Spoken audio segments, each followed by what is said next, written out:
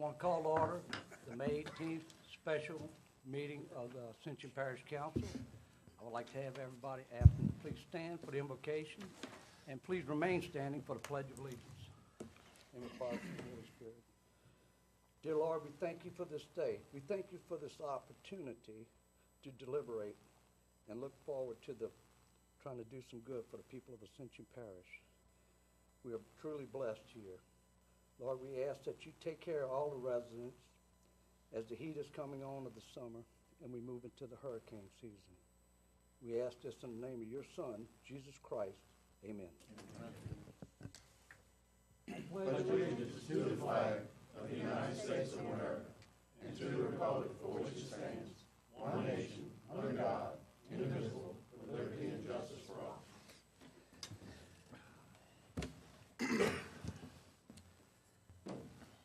Madam Secretary, please note that all council members are present.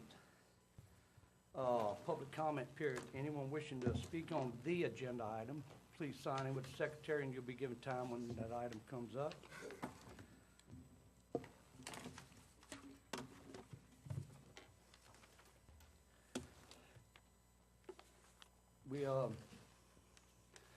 Right now we'll move on to our agenda item, and that is the presentations by the engineering firms for the owner's rep for Ascension Parish to possibly look at the P3 project for the parish sewer. I'd just like to set the rules right now that what we're going to do is we're going to get all three folks to give their presentations, and then we'll have question and answers afterwards. And they've all entered their presentations with our staff, and we'll move right into the first presentation from BKI.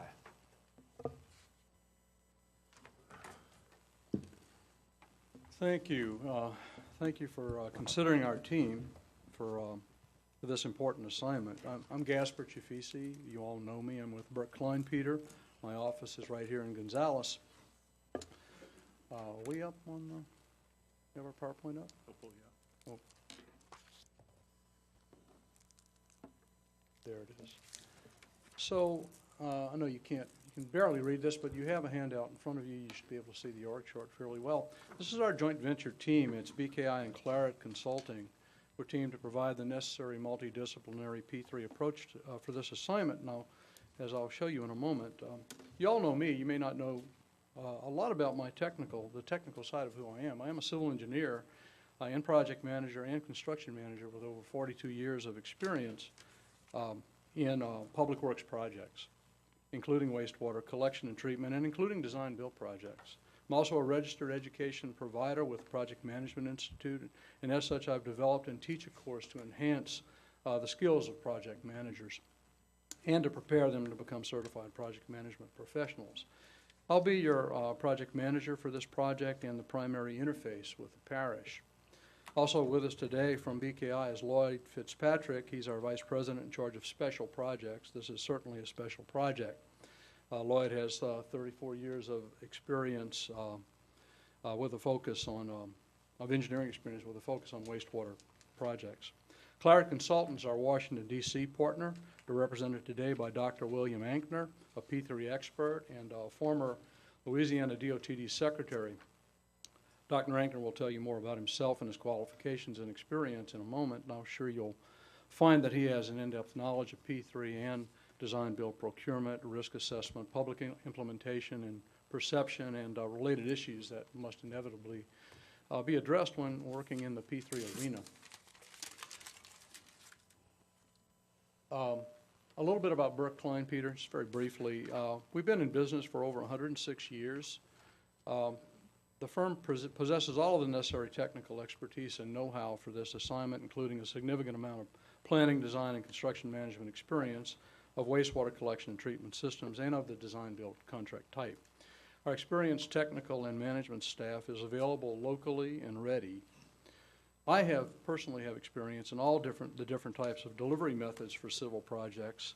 I live in Ascension and I manage BKI's Gonzales office. I'd like to now introduce you to Dr. William Ankner, who will tell you a little bit more about himself and about Claret Consulting. Dr. Ankner?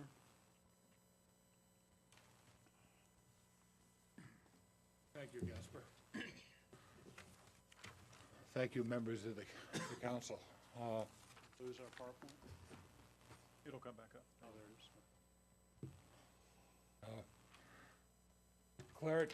Claret, as you can see, Claret Consulting established the U.S. P3 Training Institute, and that has been a very successful P3 training, education program, and a springboard that allows Claret to come in and provide advice, analysis, and structure to P3 thinking in in transportation and water resources and in the area of electrical grids as well. We're P3.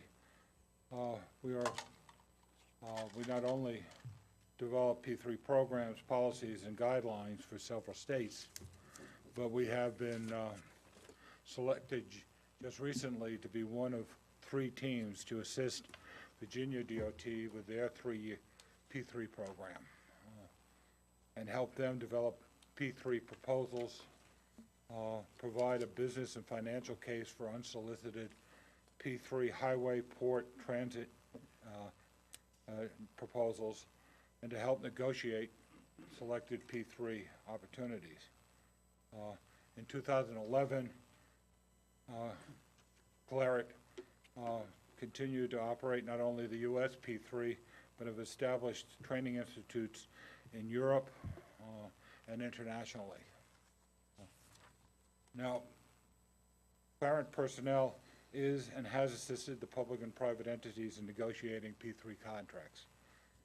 And my background is 43 years in the transportation profession, heading 2 DOTs, being assistant commissioner to New Jersey DOT, being deputy secretary for Delaware DOT, as well as creating the Missouri Transportation Institute before coming here to Louisiana to head up the department.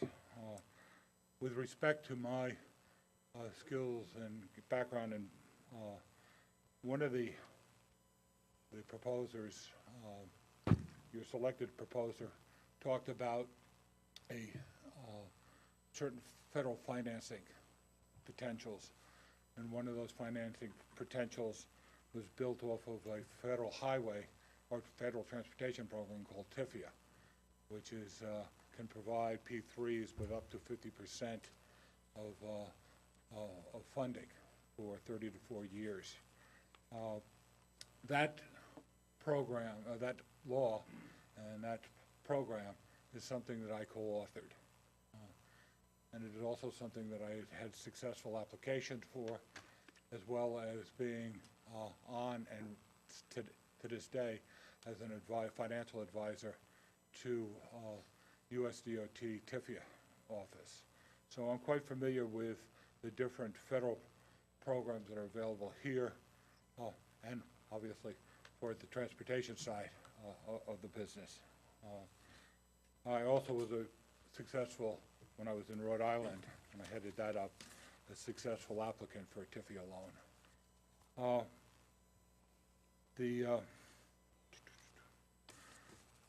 I think at this time, I'm going to turn it back over to Gasper, and I'll see you momentarily. Quickly, I want to just talk quickly about our project understanding.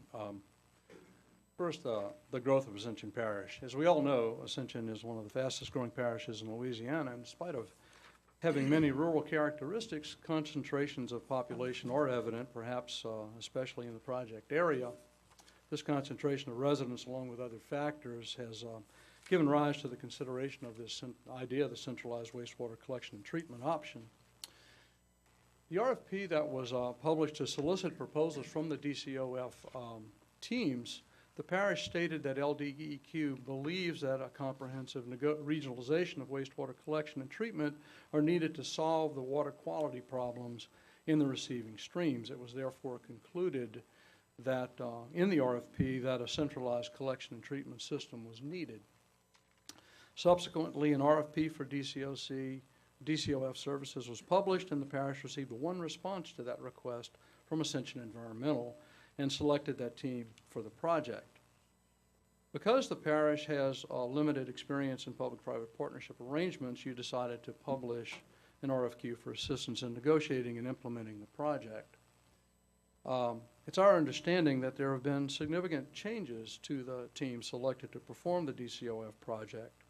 You'll want to, as a council, you'll want to understand how those changes could affect project financing, project cost, and the customer base. The selected team submitted a price proposal, but with caveats. You'll want to understand also what the risks are associated with those caveats.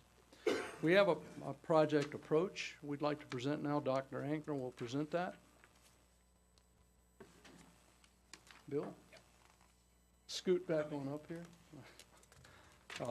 This is not an appeal to sympathy, but I'm 3 weeks out of having total knee replacement on my right knee, so I apologize for holding you up.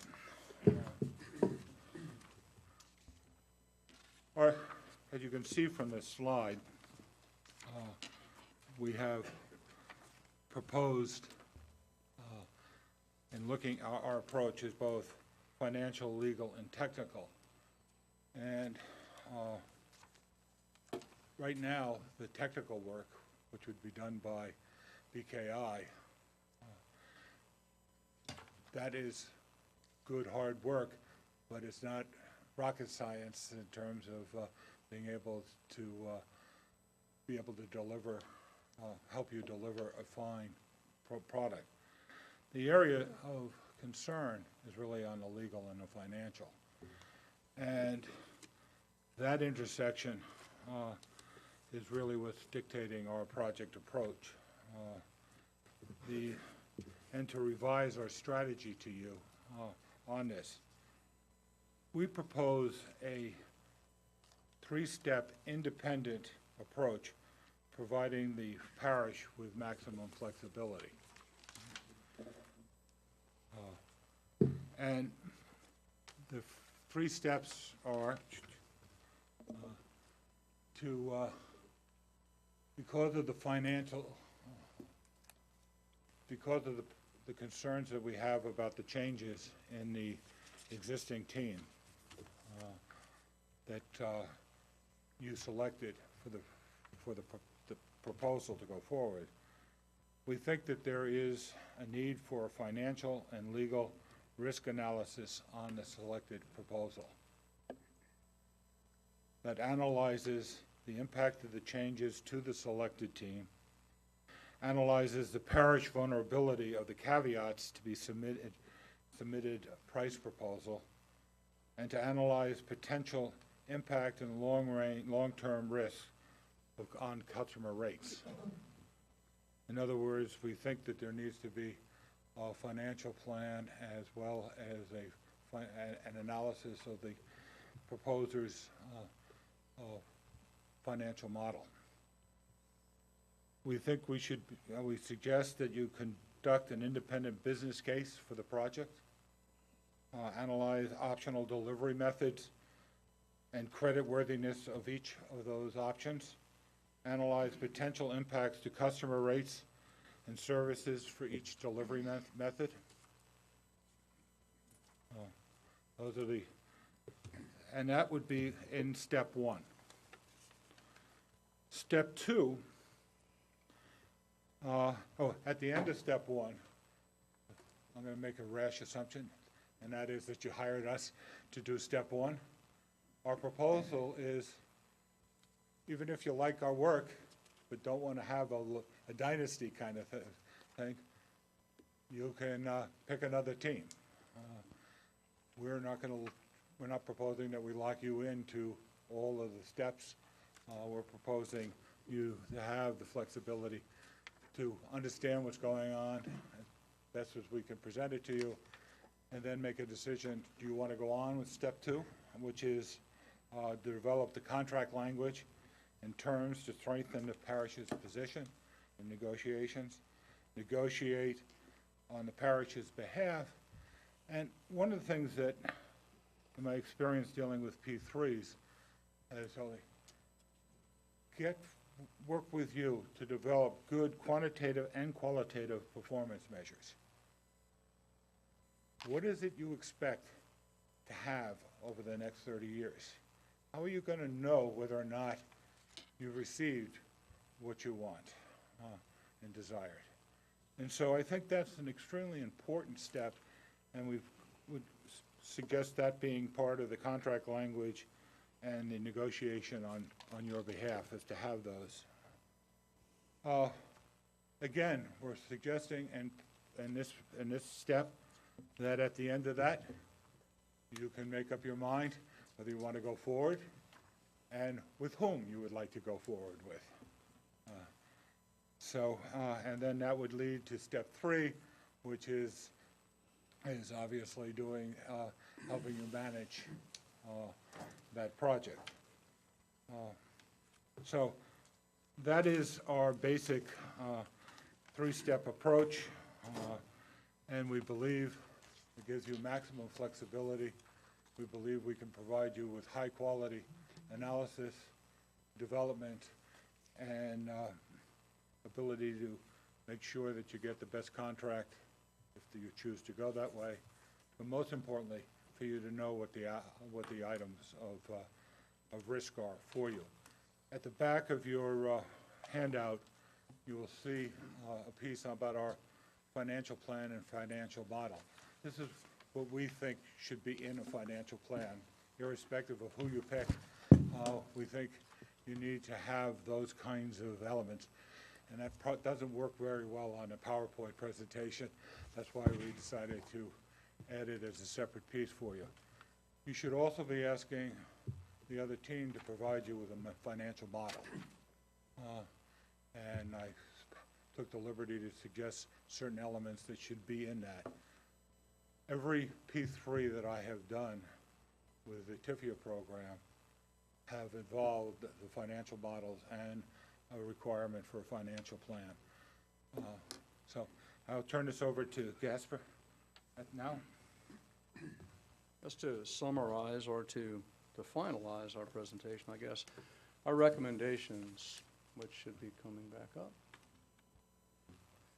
Our recommendations are we implement step 1 of the 3-step approach. That is, conduct a financial and legal risk analysis of the selected proposal and conduct an independent business case for the project. Once you've completed step 1, and depending upon the results, depending upon the direction that leads you into, you either go no further, or you select a different option, or you implement step 2 with BKI and Claret, or you select another firm to implement step 2. We think there's been some concern raised about the firm doing an initial analysis for you, not having some bias toward this leaning toward P3. P3 might very well be the very best option for you. But you can avoid that potential complication by taking this 3-step approach and not committing to the entire thing, the entire analysis that has to be done at one time. So that's it. We understand we're going to wait for questions. Yes. Later. So we're done. Thank you, Gav. Thank you. Thank you, Doc. Next, we'll have CDM.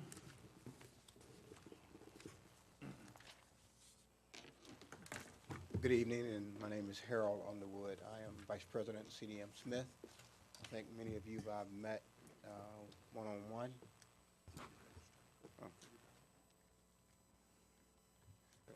Good. I want to thank you for the opportunity. The CDM Smith KPMG team is very excited about this opportunity, and we want to share with you our presentation. So before we get started, just wanted to give you a quick example on this particular slide, and I think everybody has this handout, you'll probably need it to make sure everything's, I do not. do not? You should have a packet like this. You do not. Okay, Here we go. I'm good. Oh, no, I'm sorry. It's all in there? Yeah, I think you got it. Yep. You got I it? didn't realize. I got it. Yeah, thank you. Some of these slides are probably, you'll be able to see better by looking at this on the screen. Just on the cover of this, the lead-in slide, we have a picture of two projects that are very relevant and very similar to what you're trying to achieve here. The picture on the top right, that's Camp Pendleton in California. That is a project that CDM Smith was the designer. CDM Smith was the builder. CDM Smith was the operator. We design, build, and continue to operate that facility. I think most of you know I use examples to sort of get my point across. If you look back through many of the greatest coaches in any sport, most of them have played the game, and that's why they're so good at coaching. So the next picture up there, which you'll see, that's New Bedford, Connecticut. Another project very similar to the exact same project you guys are doing here. So it's important to note that we've done it for others, and we can certainly do it for you. So our team today, I have with me, I have John Munoz. John is the proposed project manager. I have Ian Tester from KPMG. I have Eric Schweitzer. Eric is the deputy program manager, and Philip Gibson, he's with Trilogy Engineering.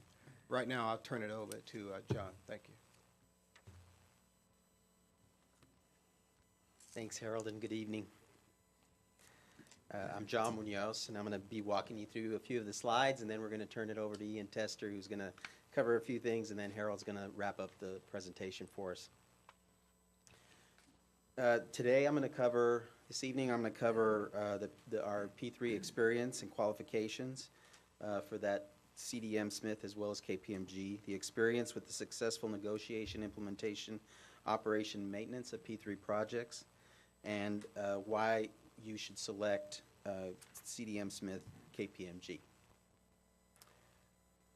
As best as we know, the Ascension environmental team includes and all P3 teams will have an equity investor who takes risk on the project success and could go either way, success or failure, and but expects a high rate of return, and that's kind of the role that, as best as we know, John Lang is going to be filling on the Ascension environmental team, and as well, and then Citibank would be providing the debt that would finance the project. If Ascension Parish moves forward with the P3 deal, they would be providing the debt. Debt is cheaper than equity, and so you want to have both of those elements in a project financing because it makes the project financing the least expensive on the public sector. There's a higher rate of return expected by the firm like John Lang, whoever is the equity participant. Myself and Ian Tester would be with KPMG would be focusing more on the financial aspects of the deal, of the project, and we would be leading those discussions on behalf of Ascension Parish or supporting Ascension Parish in that effort. More so. We have the CDM folks and the Trilogy people, the engineering firm, who would be focusing more on the engineering aspects of the team and with CSRS, GSA, and Lane Heavy Civil. We have similar experience and capabilities in that regard as well. Allen and Overy is a global legal advisor, and the parish's legal counsel would be representing the team in that regard. We think that the best approach is to try and break up the negotiation process as described in the RFQ that you included in the scope of work, to include broken down by design, the construction aspects, the operations, the finance, and the regulatory compliance. We think those are the primary elements of the agreement that need to be negotiated, and the CDM Smith KPMG team would be able to attack the negotiation process on all of those fronts so that we're moving concurrently towards a project and a contract that was acceptable to the parish. We think that with that effort, there'd be a shortening of the overall negotiation period, which would result in cost savings, as well as optimizing the use of video conferencing, and the small negotiation group that I'm going to describe in just a little bit also facilitates a cost-efficient approach to the project negotiations and delivery, hopefully. On this slide, lots of words, just highlighting some of the parallels. I just wanted to bring to your attention on this slide that not only have each of the the KPMG and the CDM Smith individuals have worked on projects, P3 projects, design build projects, innovative project delivery, but we work together. And I've known Ian for 12 years plus, probably 14 now. So we have a long-term relationship working on P3 projects, trying to figure them out, and sometimes they work and sometimes they don't. So I, myself, as Harold had mentioned, I'm the project manager. I am a retiree from the Texas Department of Transportation. I worked there for 27 years. I was the Innovative Project Finance Director for TxDOT, and had a great opportunity to learn on multiple projects, some successful, some not, on how these deals work, who are some of the key players in this market, and just building good, sound working relationships and a good foundation by which I can apply. I applied that to I started working in the private sector for CDM Smith, and I went to Pennsylvania for about a year and helped them negotiate, PennDOT negotiate a P3 agreement that we included in our project, in our proposal for a bridge replacement program for them. And very innovative, very creative, and nothing like I had done for TxDOT. They're all projects kind of evolve and are a little different, and they all have their own idiosyncrasies that you've got to work through. Eric Schweitzer has 44 years of experience. We've got someone on the team as the deputy project manager who has global experience working outside of the United States on projects, including P3 project delivery. Ian Tester, who's going to speak in just a little bit, 22 years of experience as well. And we wanted to highlight the years of experience because we just wanted to make it clear that we have some well-tenured people who have some seasoning to them. I won't say old, but you're getting some of our best people within the firm. I'm considered like the practice leader for this area of concentration, which is done more frequently on the transportation side, but is more opportunity over time. We believe that the water sector is going to grow as well. We have Philip Gibson as well, who has experience with Trilogy, who has the background on the boat clarifiers and has experience with the Baton Rouge South and North wastewater treatment facilities, as well as Peter Bailey, who is working in the construction, who works more so on the construction side of the operation. CDM Smith has their own construction branch for P3 and design build water treatment facilities. They're not transportation on the construction side, they're just water, so that's what they focus on. Harold Underwood is our client service leader, and he would be providing overall client satisfaction or ensuring that. Pat Gallagher is our probably our most familiar with the P3 world. He's an attorney, and he wrote the early agreements in the P3 market when they in the water sector, when the program was you just have a P3 or a design build every few years. They were very sparse over the last 40 years. They're starting to gain more interest, obviously, including here in Ascension Parish. Pat was the 2013 president of the Water Design Build Council. The Water Design Build Council is a nonprofit organization that educates the industry on design build project delivery. So they are just there as a service. They develop some documents to help, kind of template documents that help entities that are considering advancing a design build project, and he does that, or he used to be the president and still involved. Wayne Miles was one of the early innovators of the water operations for water treatment facilities, and Wayne, again, 28 years of experience, and really was kind of on the pioneering front, on the forefront of the development of performance-based requirement development for these types of projects. Some of the projects, just highlighting, pulled them out of the resumes that we submitted and the project descriptions that we had submitted in the proposal. The Petaluma, California project, Philadelphia, Miami, Scottsdale, Arizona, and Lawrence, Massachusetts.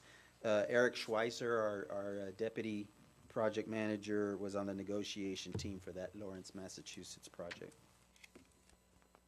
I didn't want to dwell on this. I just wanted to give you a sense of the P3 experience and the projects that we were involved with, CDM Smith was involved with. I'll just mention that the ones with the stars on them were award-winning projects. They won some awards. I'm going to go ahead and turn it over to Ian now, and he'll cover a few more slides. Good evening, ladies and gentlemen. My name is Ian Tester with KPMG in their Infrastructure Advisory Practice. So I wanted to walk you through a couple of areas, a little bit about KPMG's experience in water and wastewater, a little bit about global experience, walk you through our project approach, and then close on some of our, what we believe are differentiators. KPMG has been involved in the US P3 market since about 2005, 2006. What we've highlighted here are some of our more specific water and wastewater credentials. Office of Great Lakes up in Michigan, San Antonio wastewater system, a project that's live and current at the moment that I'm working on.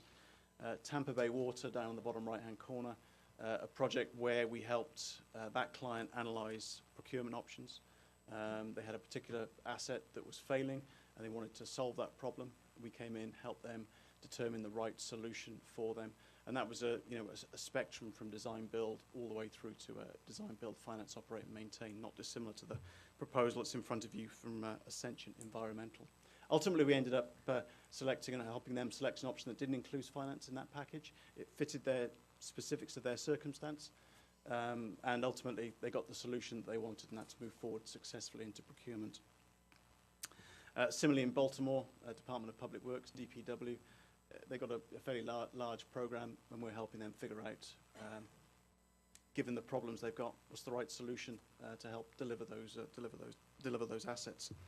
More specifically and more recently, San Antonio Water System, we're actually advising. So a lot of our we have government clients, but we also have private clients as well.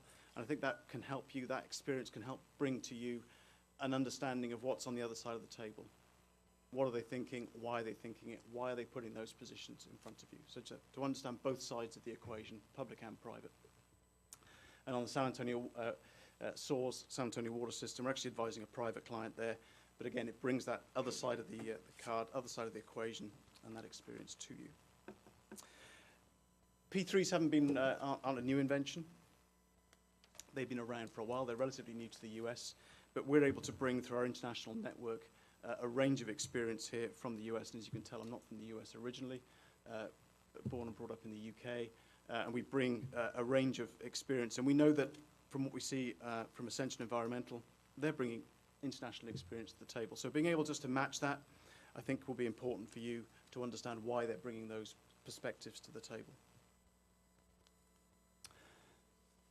I wanted to stress to you how important we believe as a team, and certainly as KPMG, and I know it's true of CDM Smith as well, that the client's interest is above all else. We haven't got a particular or a vested interest in going down a particular route. We really do truly believe that developing a relationship with our client and with Ascension Parish is going to be critical. And we've done that on a bunch of other projects, and we've listed some of those here.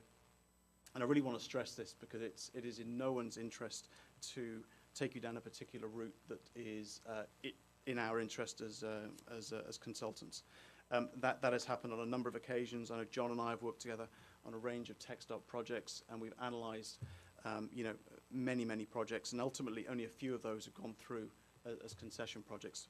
Others were left behind and on the table. But I really want to stress that. So I'm going to spend a couple of minutes now on our approach. So this approach really follows the scope of work that was articulated in the RFQ, your document.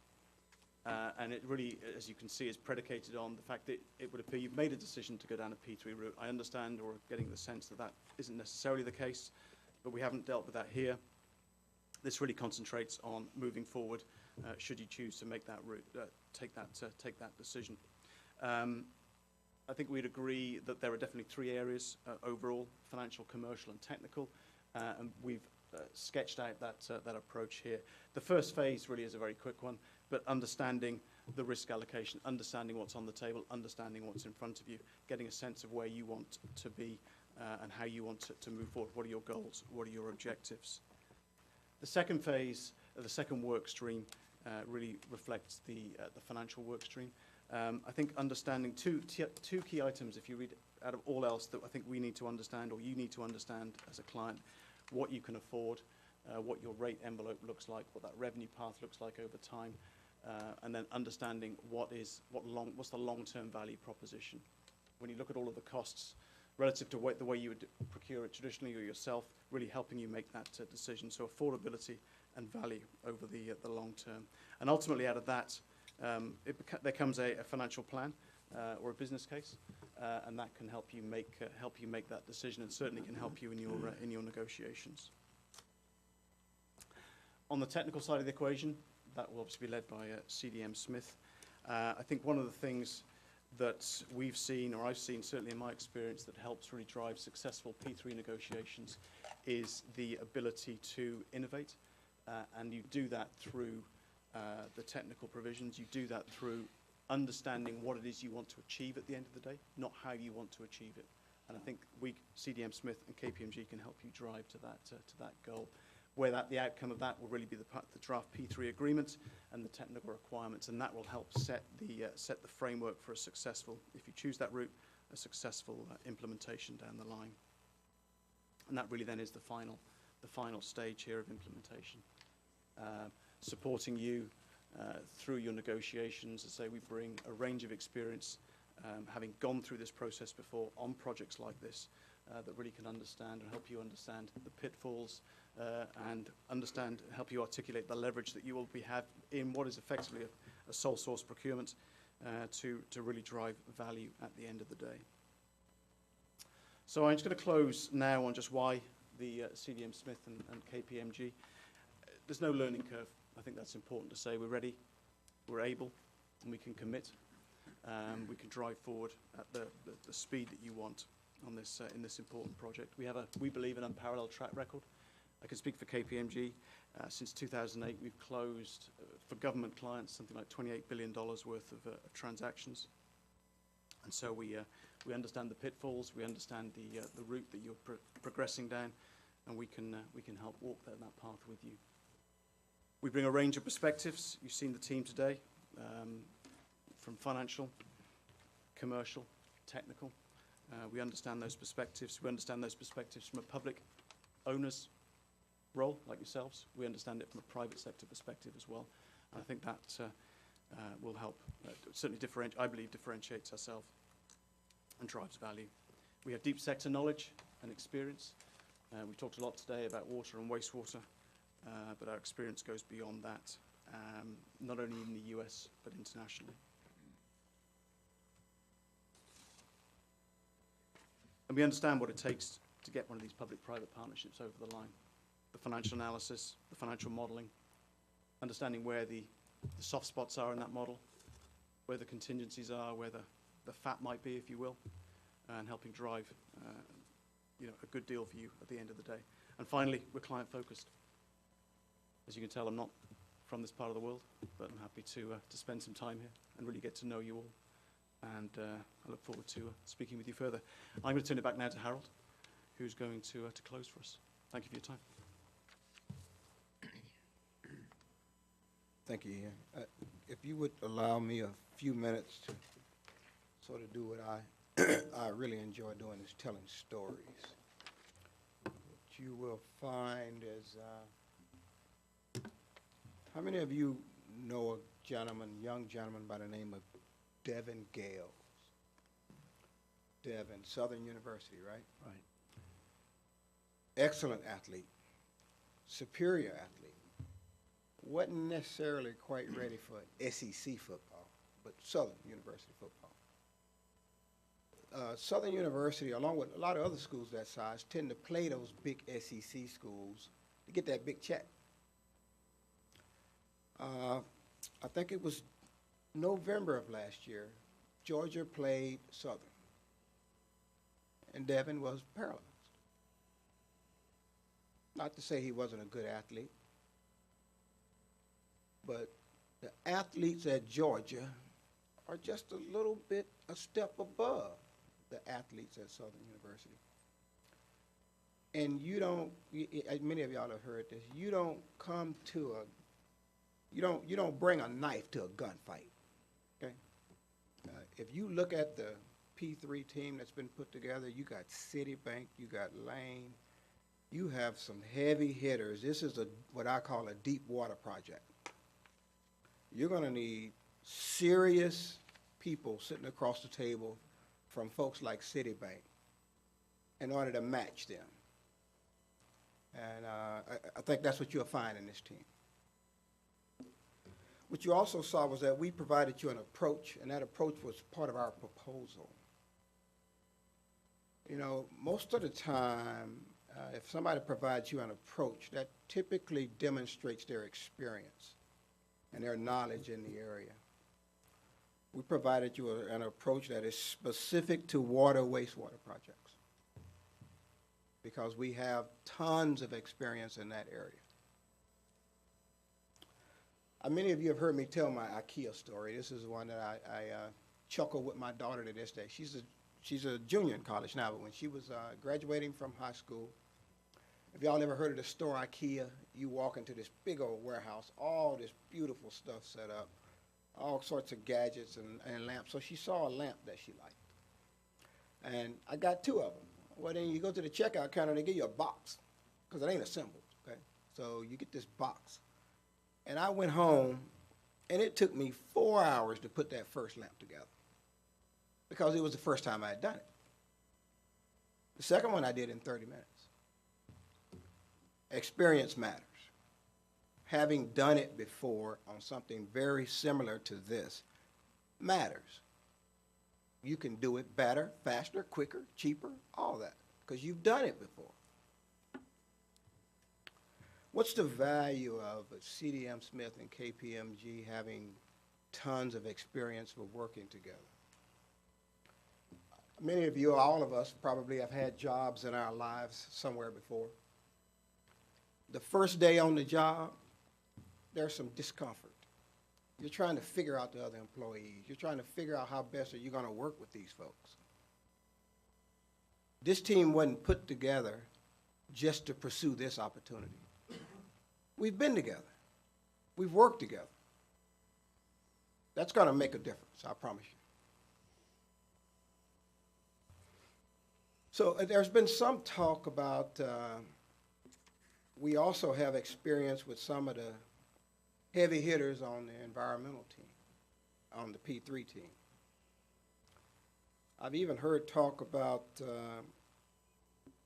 you know, if you ask the P3 team about who they want to work with, you might get an answer from them.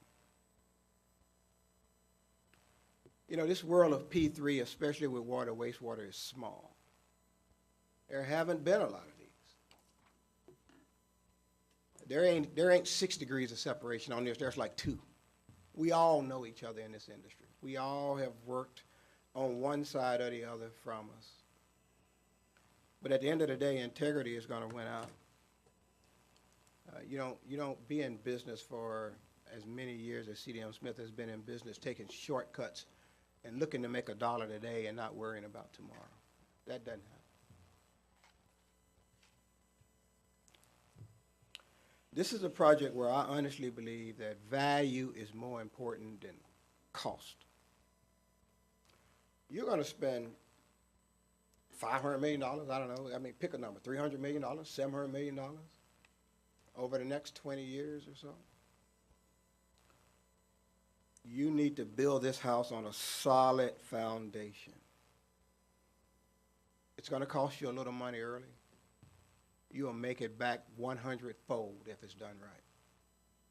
You should be searching for value and not cheap. We're not going to be cheap.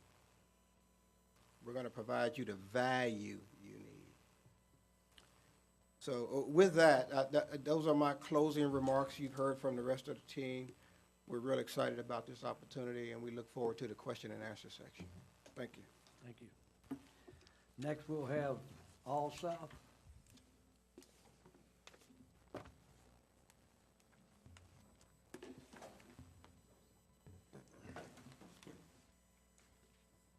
Up and running? Very good. Thank you.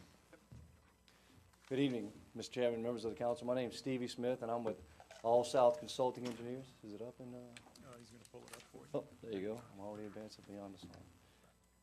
Again, I'm Stevie Smith with All South Consulting Engineers. We're obviously one of the proposers for your owner's rep, RFP. We're very pleased to be here tonight and appreciate you taking the time to visit with us. I'm joined tonight by a couple members of our team. I'm joined by Jared Bauer, who's an engineer over at All South.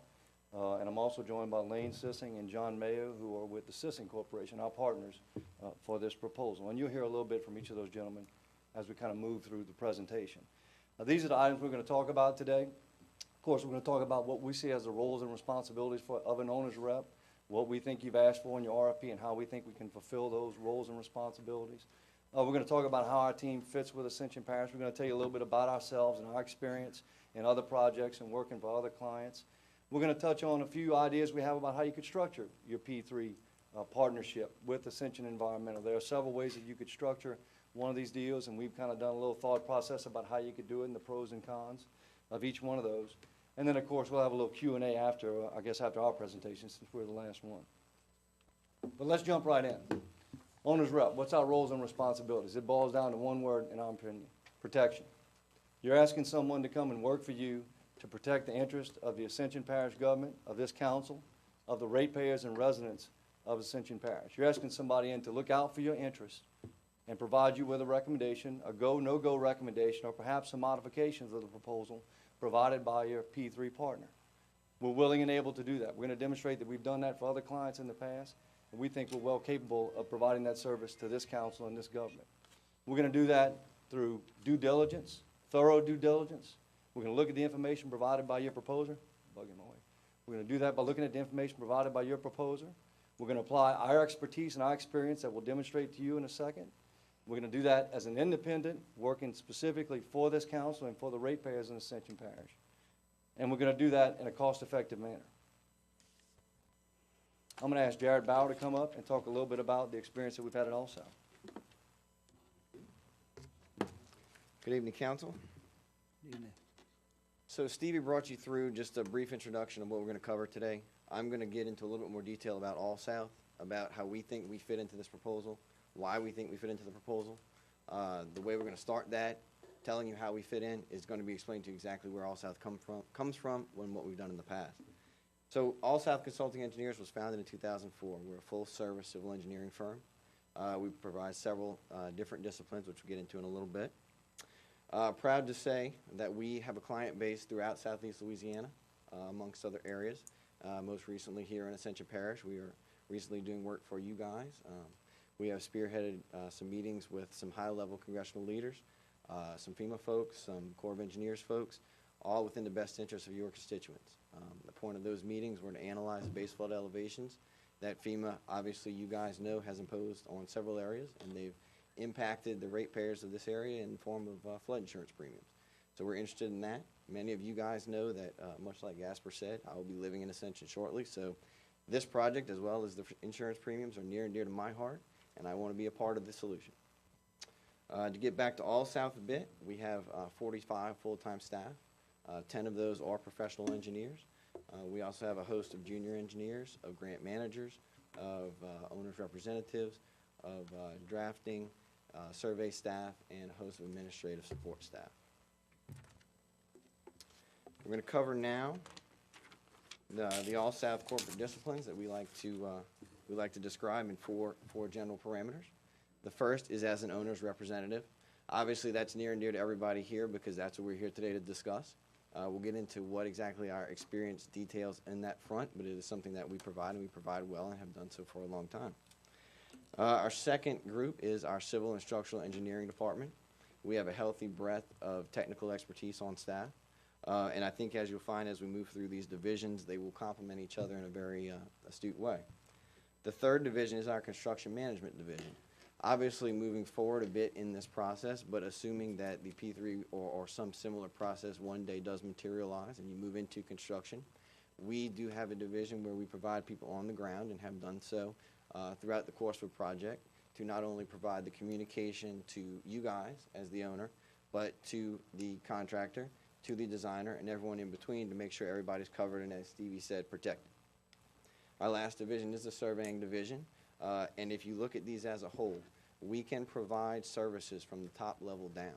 That's organizing, helping you plan from an owner's representative standpoint, down through the technical expertise, and supporting staff as that moves through to construction and understanding what is involved in a complete project.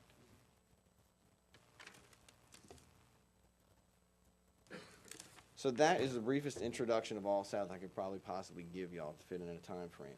I'm going to move now into exactly why we think we fit into this role, and the best way that we think we can do that is to show you what we've done in the past and the results that other clients of ours have experienced. So we'll start first with $1.5 billion as an owner's representative completely within the state of Louisiana. That's important for a couple of reasons. Number one, it's important because the $1.5 billion, a large portion of that is federal money. So why is that important, guys? It's important for several reasons. The first and biggest being that federal money is audited. It is looked after by several people on several fronts. And to be in the business that we're in for as long as we've been there, doing the dollars that we've done, it'll show you that we're ethical. And we've done it in the past. We'll continue to do it. You'll see there's 11 logos up there on the screen. That's 11 repeat clients where we have provided this for. Those clients are some heavy hitters. Those clients are specific within the state of Louisiana, as well as some larger entities. We've been there and we've done this project, this type of project in the past.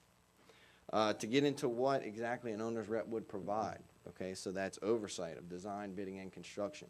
So that's important, obviously, for the next round, but it's important in the implementation round as well because those go hand in hand. A lot of the costs built into Ascension Environmental's ultimate proposal and wherever it will fall out are based on those costs that are going to be assessed during the construction and the implementation process. Understanding that process is important to negotiation. The other part of this is public awareness and perception, importance of being local. Okay, I mentioned it once already. I'm going to be living here shortly. There's a reason you guys know me and you've met me at these council meetings, okay? It's because I'm here, I continue to be here, and I want to be here. We want to continue to be a positive part of Ascension Parish. I think that's important, especially on a project of this magnitude, because public perception is important, and it means a lot. And, of course, like Stevie said, protection. We want to protect you guys with that perception. We don't want you getting phone calls every day about the project and this and that. We want public perception to be positive. So let's move on to another project that we have provided, and it's a $40 million P3 similar project. This focuses on community centers and other facilities within Plaquemines Parish. Now, the reason this project is up here is it's a little bit different than your typical P3, but we wanted to show it to you because it is another flavor of a partnership between multiple public and private entities. And what this will show you guys and bring hopefully to light for you guys is we can bring some flexibility to the table. We're not just looking at your typical P3 structure. We have done several different structures in the past, this being one of them, and we're willing to look at those options. What this was actually multiple facilities within Plaquemines Parish that were damaged at the time of Katrina. They were, I guess, scarcely used prior to Katrina, to say it best. we took a management and planning role on behalf of the owner, as the owner's rep, and in conjunction with Plaquemines Parish, worked to consolidate these. So we brokered a deal with the federal government through FEMA to pioneer actual cost, fully reimbursable consolidated project where we took 12 scarcely used facilities into 3 major community centers. We then brought in the United Way and the YMCA to assist with funding and to assist with outfitting these centers with workout facilities, with aerobic centers, with everything in between to, again, get the client the most sustainable product possible. And ultimately, at the end of the day, that's what you're looking for here.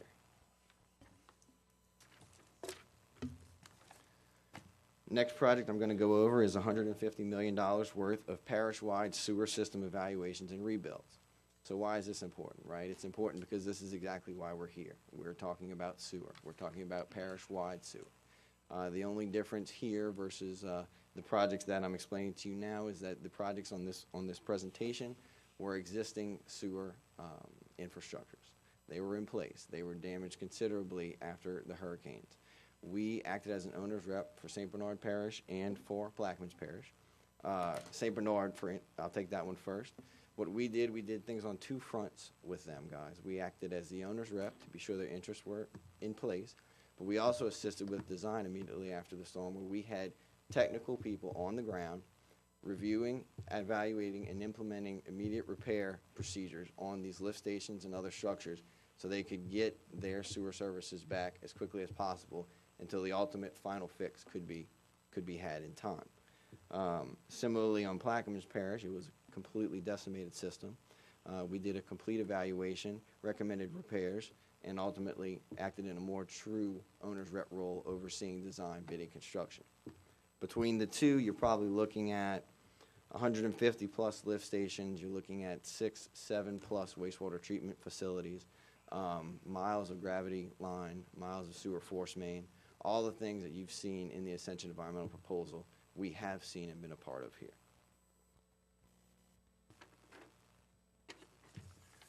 So our next slide, guys, is a little bit different than your typical technical expertise. This is something that I think All South brings to the table that's a little bit specialized and a little bit different.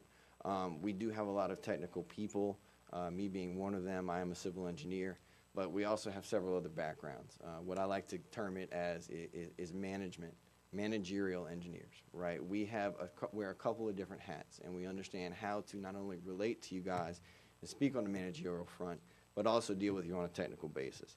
We're doing that right now for the town of Sorrento. They brought us in recently as their 10 engineer as a springboard for technical expertise and other such things. We recently were able to get them to bring on a contractor to help with their culvert and ditch cleanings, to get them building, to help them promote smart growth and get them record keeping and get them building forward. So when disasters come, when other things come, they have the records there. We're here to help you guys grow smart and grow responsibly, just like we're doing for them.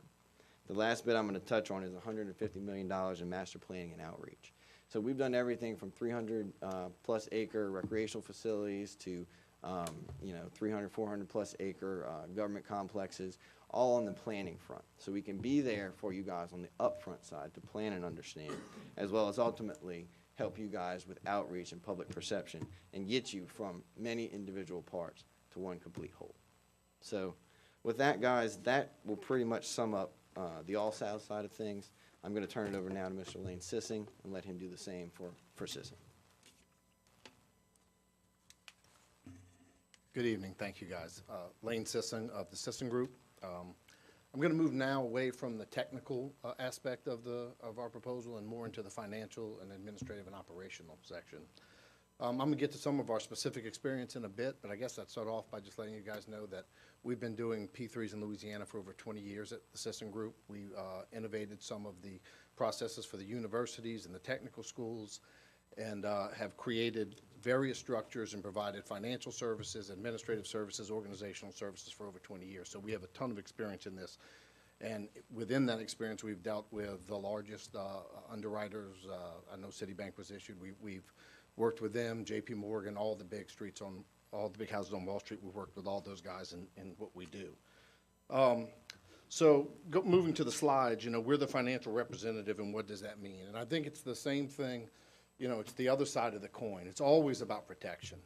You know, our firm has represented governmental clients throughout this state since 1985, from all the way up from Monroe, Shreveport, Bossier, down to Alexandria, Lake Charles. I mean, we are Louisiana born and bred, and we represent Louisiana governments. That's what we do.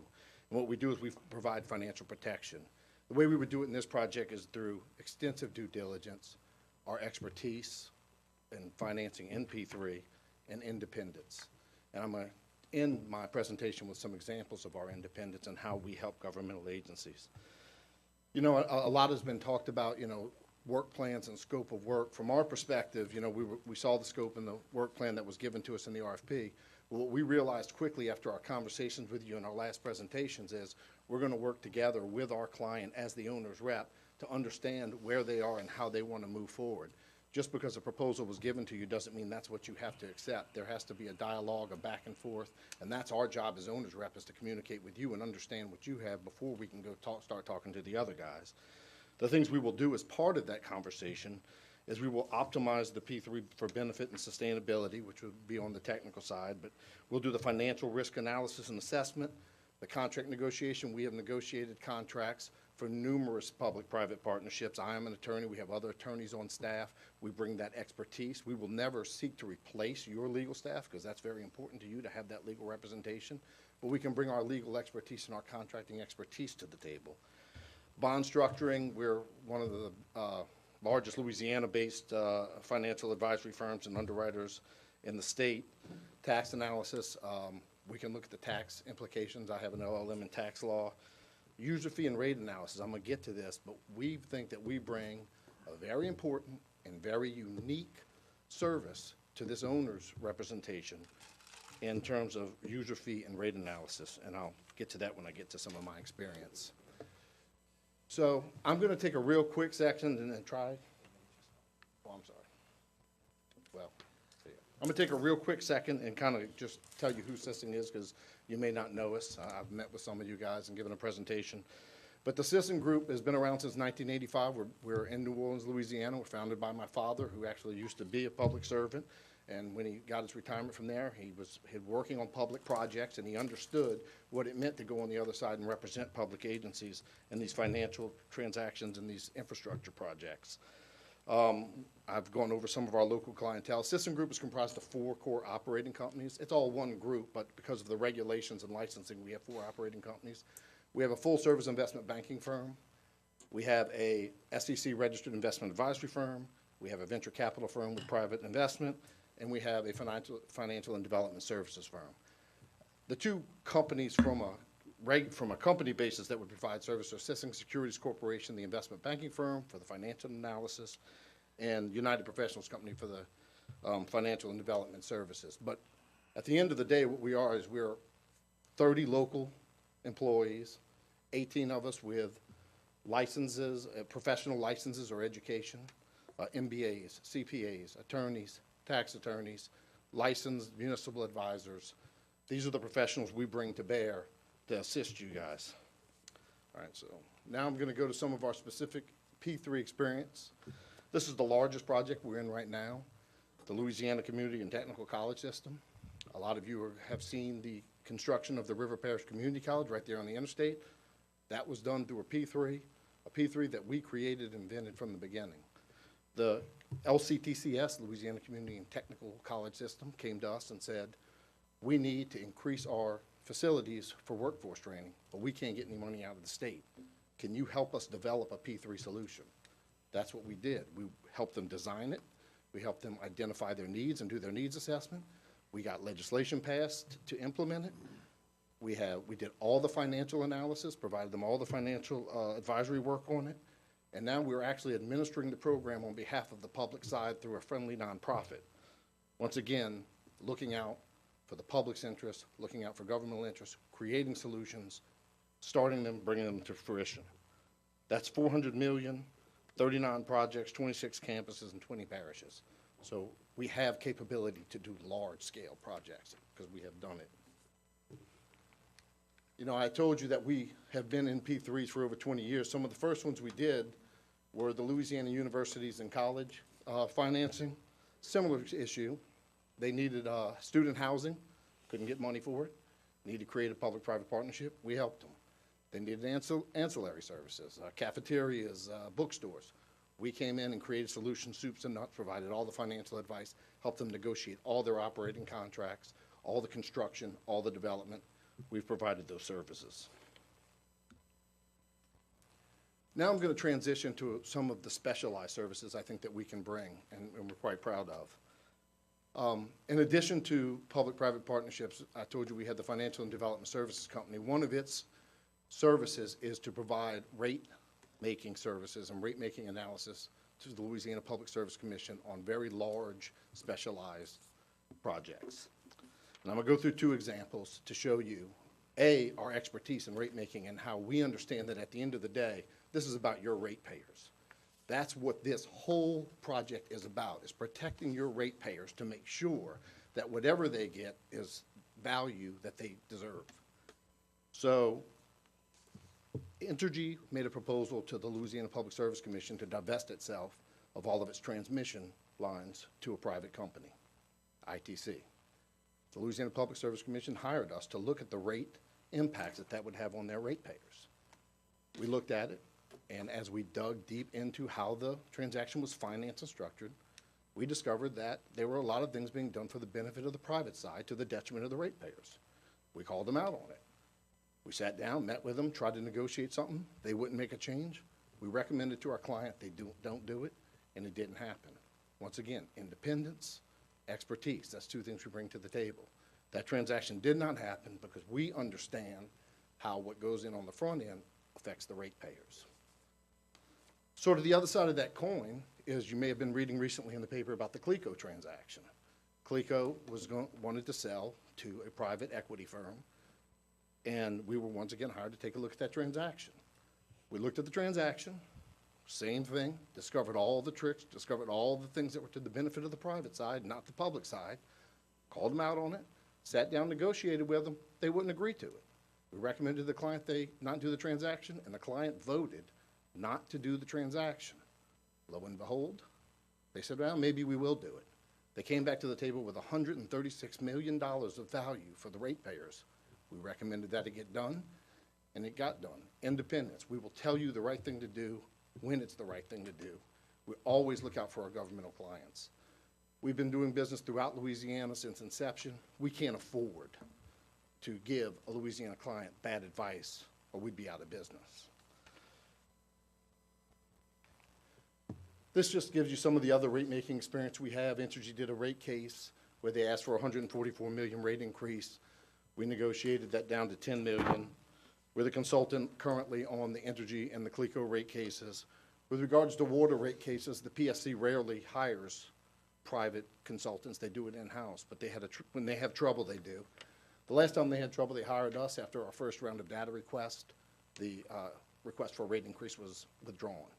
So we understand what it takes to protect ratepayers. I think that's going to conclude my portion, and I will turn it back over to Mr. Smith. Thank you very much. Thank you. Thank you, Lane. Ready to bring it back up? Oh, there we go. So again, getting back to some of our themes that I touched on at the beginning of our presentation, we see our role as a protector of the interest of this council, of this government, and your ratepayers, to be an independent voice, making recommendations to you, offering you advice, giving you a go, no-go recommendation. We've done that for clients in the past. We've sat across the table from Entergy, a Fortune 500 company that wanted to do a $1.7 billion deal, and the resources that comes to the table when you deal with Entergy. And we've recommended to a client not to do that. We've digested the information. We've sat across the table with them and debated the pros and cons of the deal.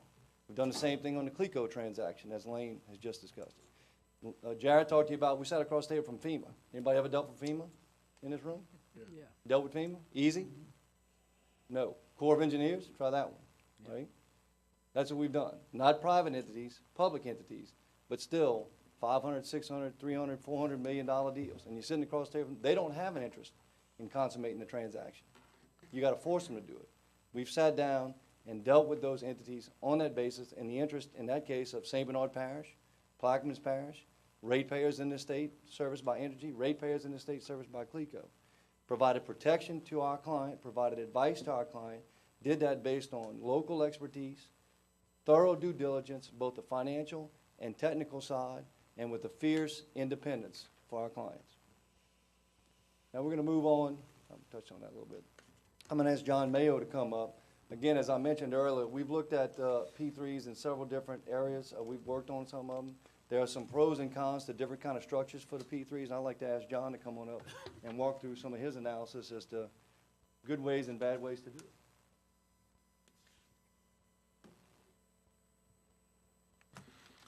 Thank you, Stevie, and thank you for having us tonight.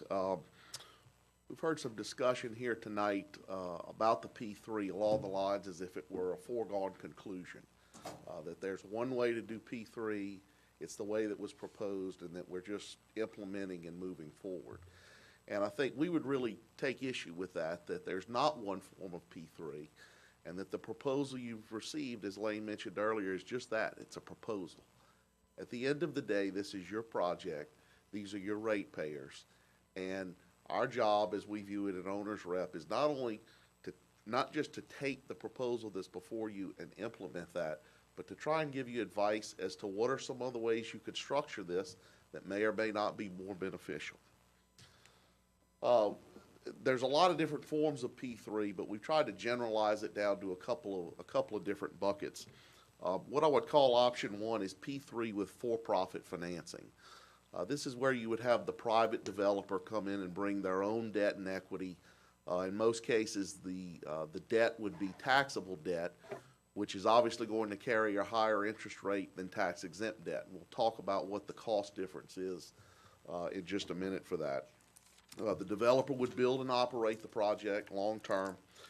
One of the key things here when we talk about equity and debt rates, debt financing rates today's world, 4%, 5%, equity developers laugh at that, okay? An equity developer is going to want 15%, 20%. So as soon as you get a proposal that starts demanding these higher rates of return due to a significant equity component, that's raising the rates on your users. And the only reason that you would go down that road is if there was some offsetting benefit or reason that you were getting something back in return. There may be some tax benefits to the developers in this case if they have tax ownership that we could look at trying to share. But generally speaking, this first option with for-profit financing, absent other considerations, is usually one of the most expensive forms of doing a transaction.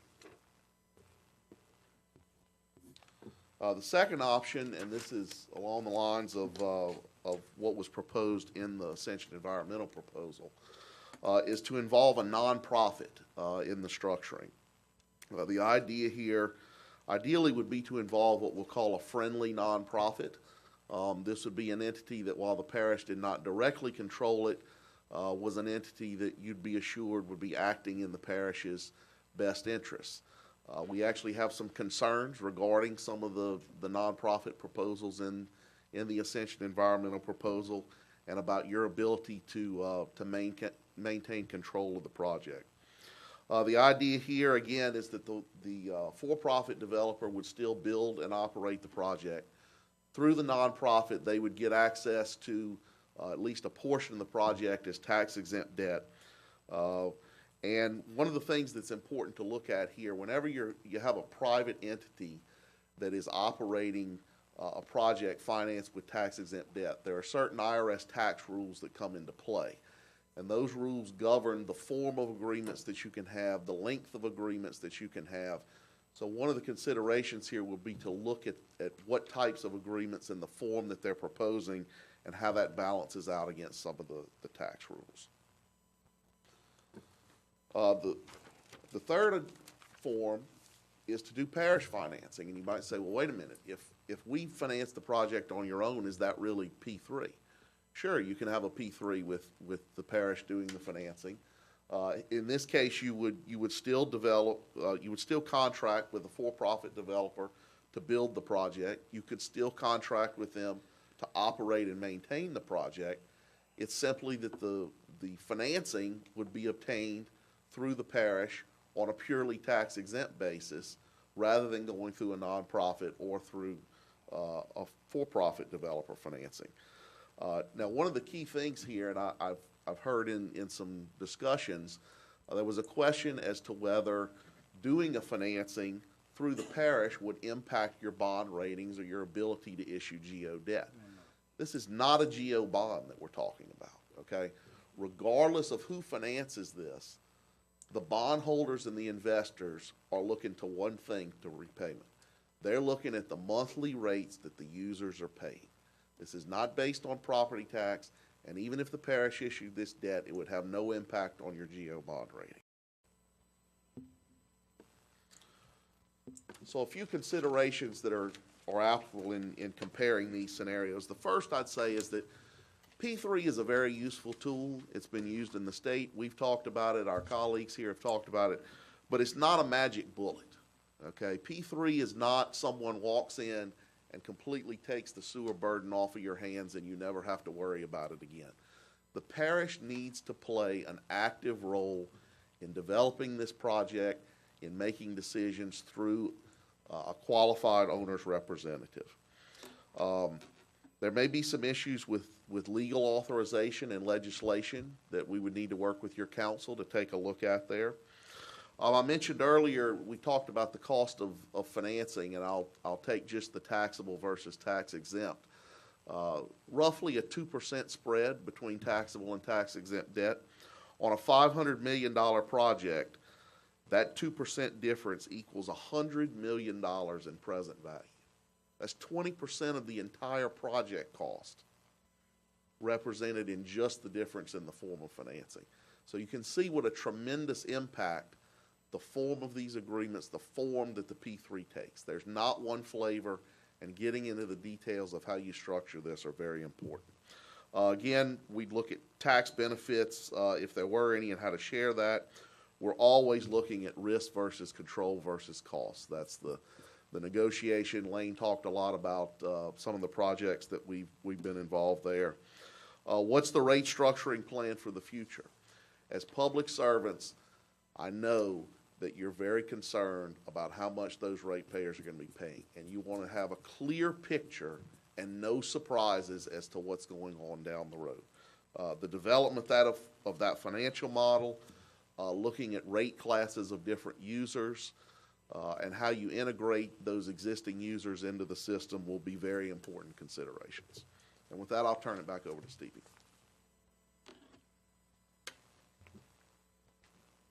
Thank you, John. Since our last visit with the members of the council, when we had our more informal presentation, we've had a chance to review the Ascension environmental proposal, the proposal that was submitted in November of 2015.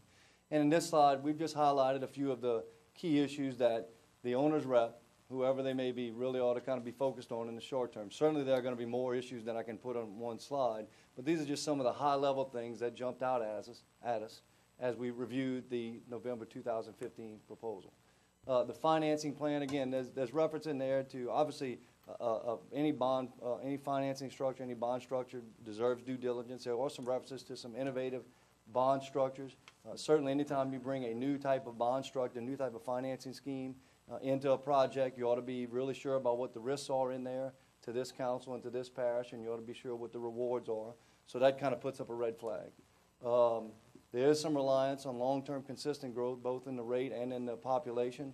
And again, anytime you base a 30-year plan on a consistent growth factor, you ought to be sure that that factor is well thought out, because we all know that that's not going to be what it is. It's going to vary as time goes on. And my goodness, if it does this, you got a problem. So you really ought to be sure about what that assumption was to base that growth factor on. There's some cash accumulation in the back end of this project. We want to make sure that that's a valid cash accumulation, and what's the purpose of that. Another key point that's early on in the process, the buyout of the existing users, the buyout of the existing systems is predicted to happen early in the process.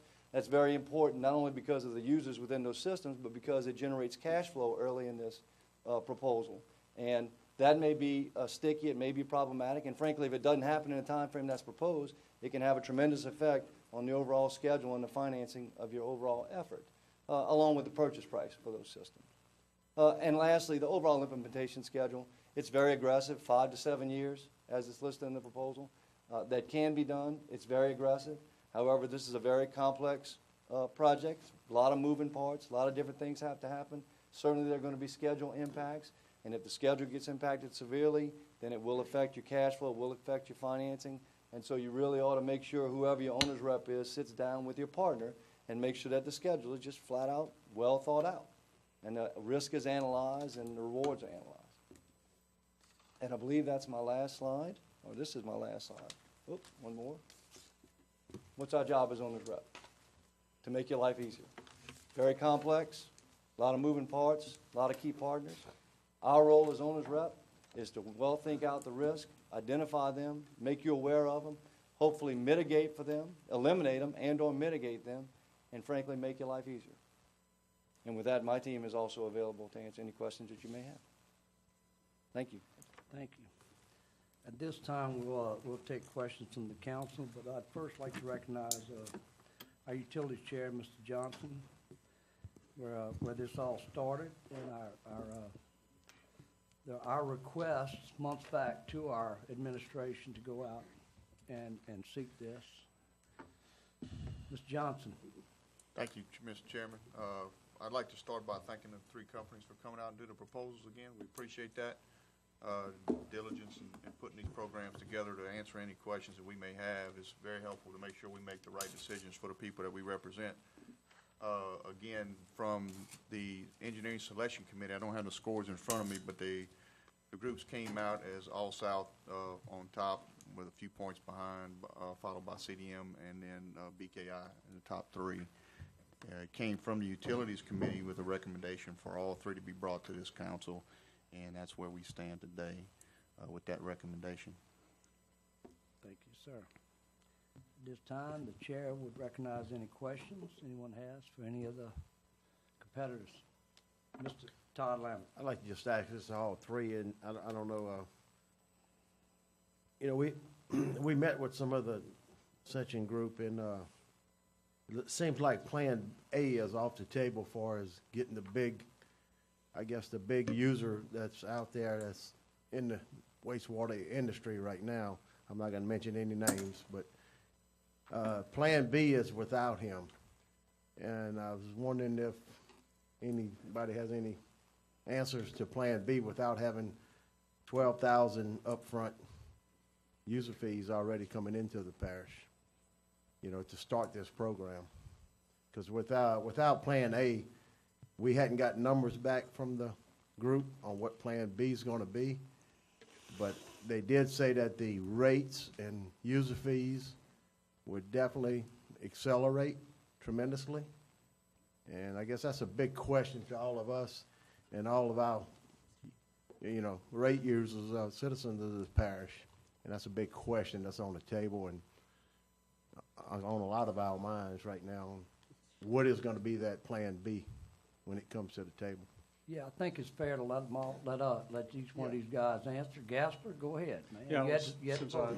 first presented and I boldly walked up, I guess I'll Well, you answer were first before, so I think I we really, aligned. I personally, I really don't think you have a project without without Ascension. I know who it is. I mean, we all know who it is. I don't think you have a project. But I think you can work out a plan. And I think between the lines, our approach is you need to take another look at this, especially because of the changes on the team. When we began to realize, to understand the changes that happened to the team, they're not all really killer changes. You can get another financing arm, but you can't get the customers. Thank you. And if you don't have the customers, you really don't have a project here. You don't have a financially viable project. So you need someone who's going to take a look at what the possibilities are for you, and I think it's going to be someone who has to really make that work with the group that was selected and with your the provider of the wastewater services to bring them together.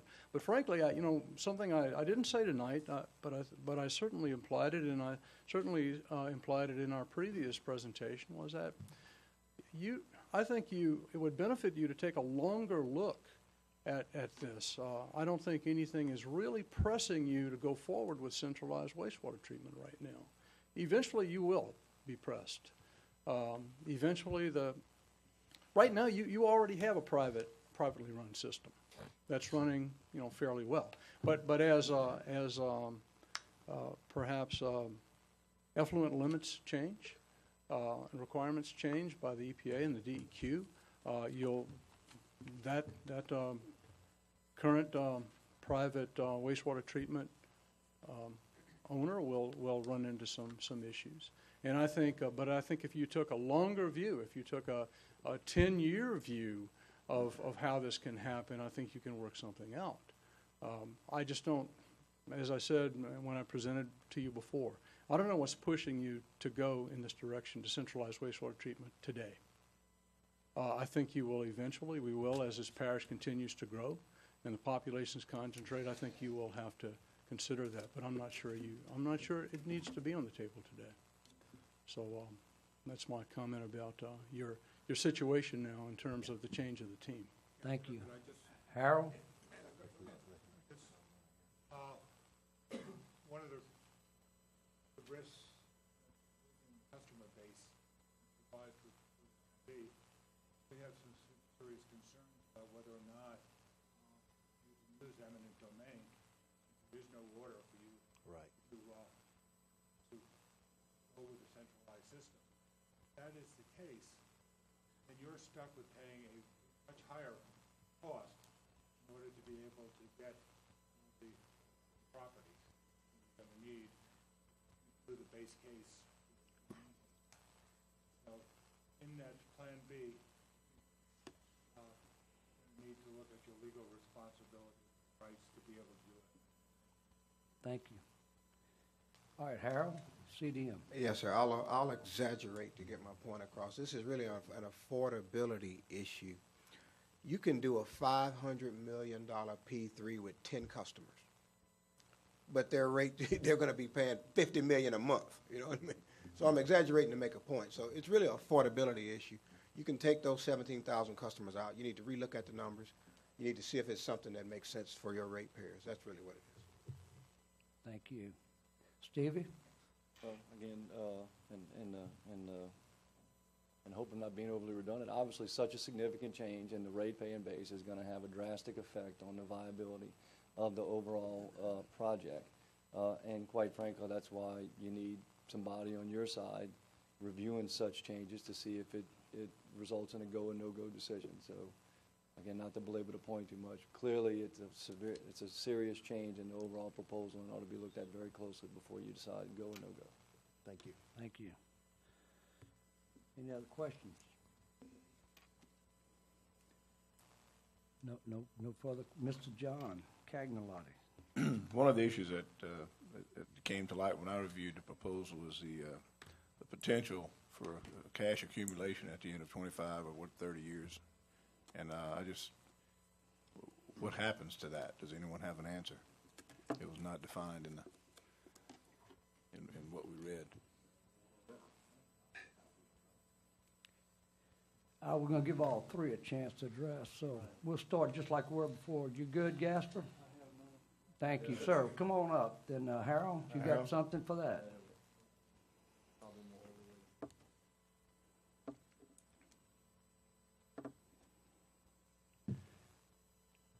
I think this comes down to a question of certainly optimizing the financial model. I think what you see in front of you is probably an initial proposal. I think that the comment was made by one of the teams about understanding if it's a valid cash accumulation.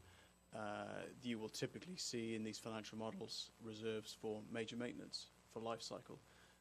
Assuming these guys, Ascension Environmental, are taking on say the life cycle major maintenance replacement, that if a pump breaks in year 10 or 15, that there should be cash to build that. So I think it's a question of diligence. It's a question of understanding if it's right.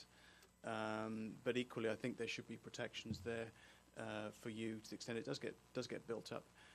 Typically in these projects, it can depend on what you want to negotiate. Is there will that money get handed back it should generally amortize down to zero. So that you receive the asset at the end of the day in a condition, at the end of the day being at the end of 25 or 30 years, in a condition that you expect it to be, that you can then take it over. You have paid for that over that period, and then you receive it in a condition that you expect, and you as Ascension Parish can continue to run it. So you don't have to invest any further at the end of the day.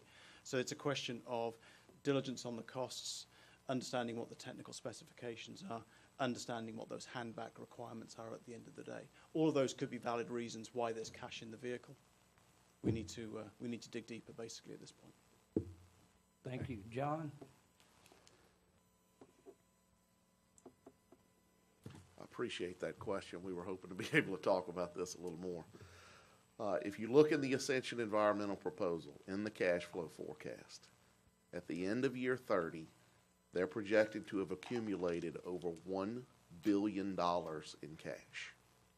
Now, I understand the need for reserves and maintenance reserves, and that those are very valid points. I believe the assumption in their model was that they're going to save 1% per year towards reserves, and those would be managed over time and maybe needed and would accumulate some by year 30, but they're not going to accumulate to $1 billion. We did not see a clear indication in the proposal as to who that $1 billion belongs to. Does it belong to the parish? Does it belong to Ascension Environmental? And beyond that, it begs the question that if we're going to start off with a $67 user fee that's going to grow 4% a year, that in 30 years will be over a $217 a month charge, why are we charging ratepayers so much when a big chunk of that appears to be going towards accumulating cash that may not be needed? So I agree, more due diligence is needed. We don't have all the details, all the facts. It's something that we would like to sit down and talk with the other side about. But again, I would emphasize, these aren't my numbers. I didn't come up with this. This is in their own proposal in the cash flow projections for year 30. Yes, Mr. Todd Lambert. One more question for everyone. I guess the bottom line too is, no one has come up with a cost of what this owner's rep would cost us. You know, far as how far do we have to get into this project to find out whether it's gonna work or not? So, you know, what you guys could come up with maybe a roughly, I'm not holding y'all to the gun for us exactly how much y'all fees are gonna be, but to get to the first step or whatever we need to say, okay, yeah, it's a go, or no, it's not a go. You know, if we could maybe, 'cause we don't, none of us know what are we voting on for us, how much it's gonna cost the parish. Well, And we need to know that before we go. Yes, yeah, Gaston. I understand that.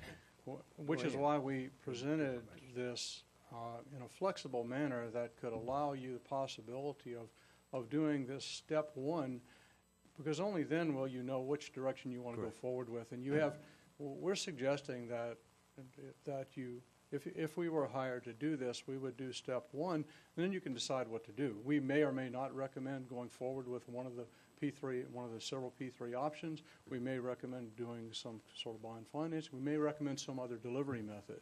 Okay. Whatever happens at that point, you have the flexibility to decide to do nothing at this time, to go forward with the recommended option, and to go forward with us or not.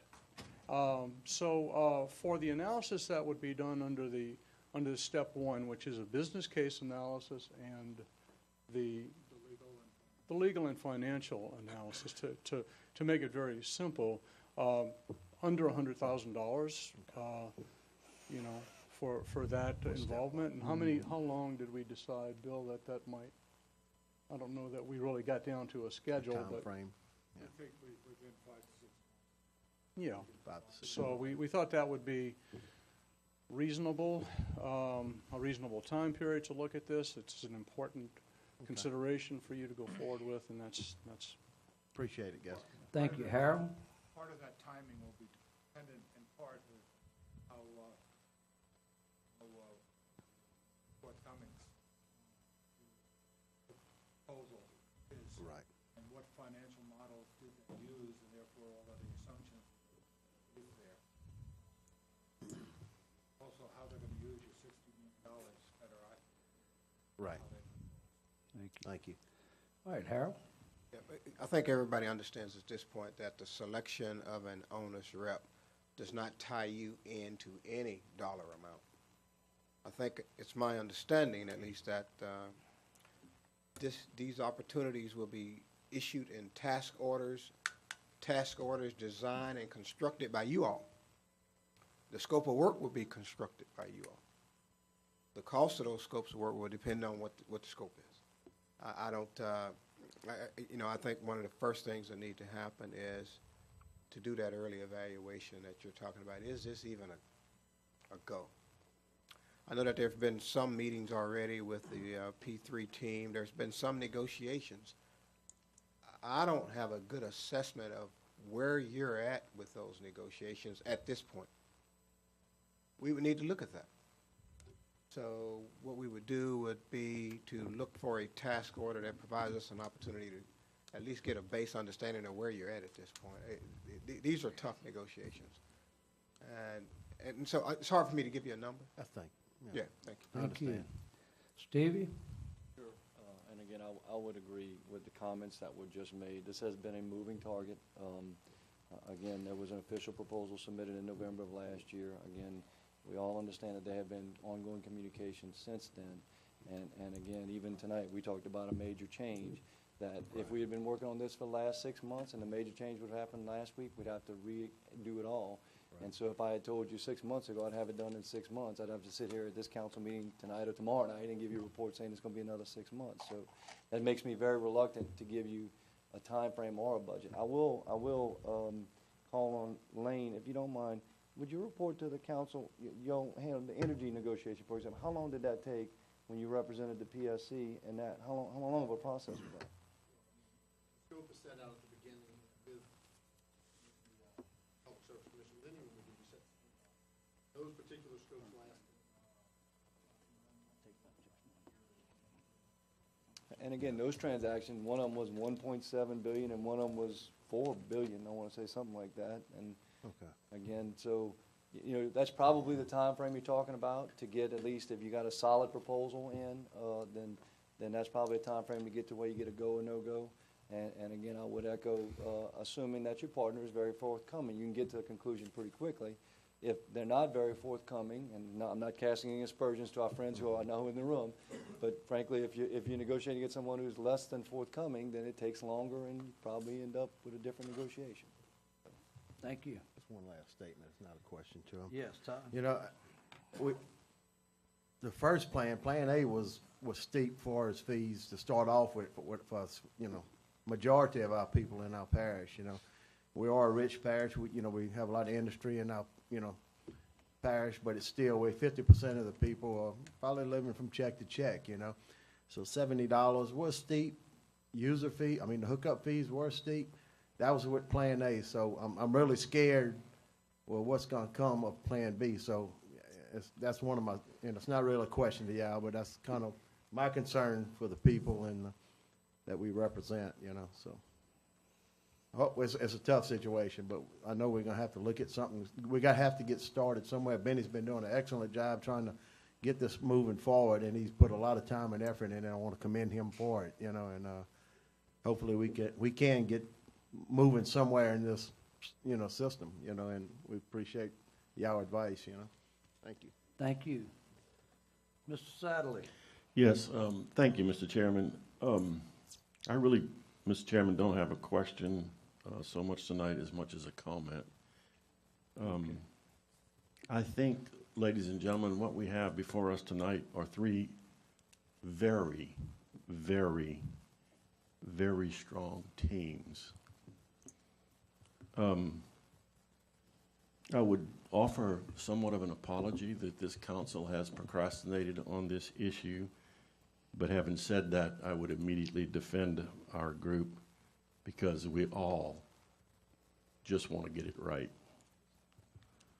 It's no wonder to me that our administration's evaluation team couldn't find major differences in the three companies, BKI, CDM, and AllSouth, in the scoring of their responses to the RFQ.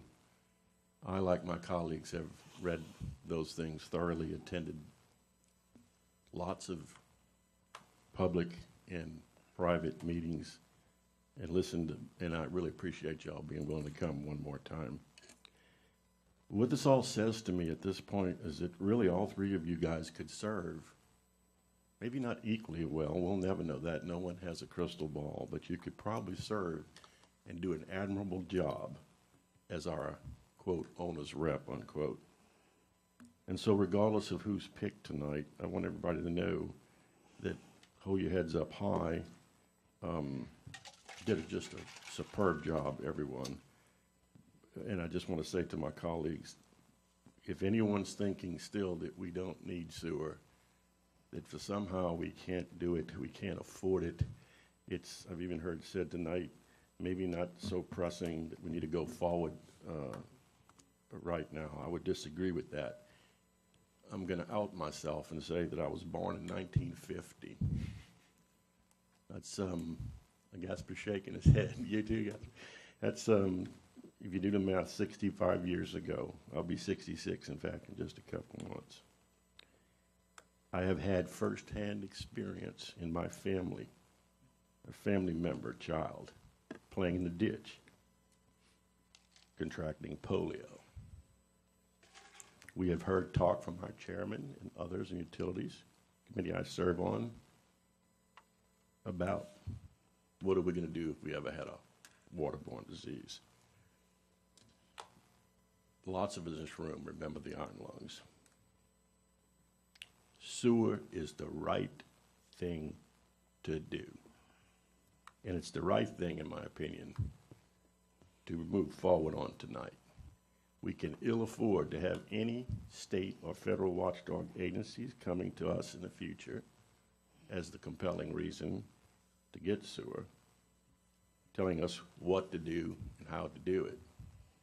We would be much better off, as all of you guys have charged us to do tonight, to take the bull by the horns and do something, hopefully, the best we can do.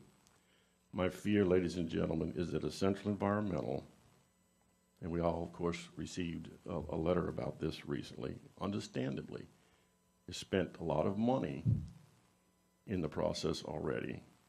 And if they were to walk away and we did not choose an owner's rep, which would, I think, encourage them to do that, that likely we would probably kill off the issue of parish-wide sewer. This is a real strong statement. I don't never like to deal with, forever, but it's very possible because the time as it passes, we all know the costs go up.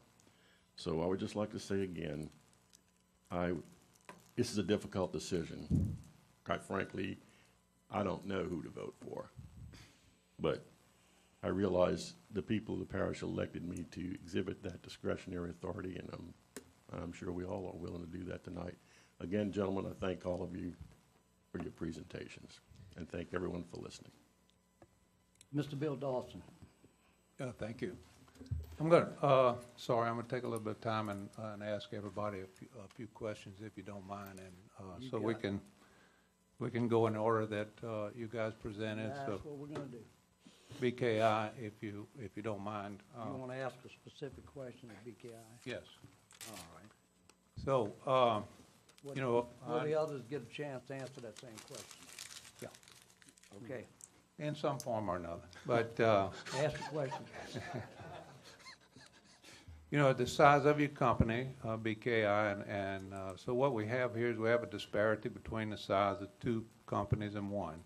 So one, I'm just guessing, is 100 times larger than the other two based on just employees. So, if you will, tell me, how BKI, how can you make us feel comfortable with this, that the size company that you have, along with your partnerships, that you can be you can service our needs on this contract? Yeah, BKI is not a small firm, it's a regional firm, but it's certainly smaller than CDM.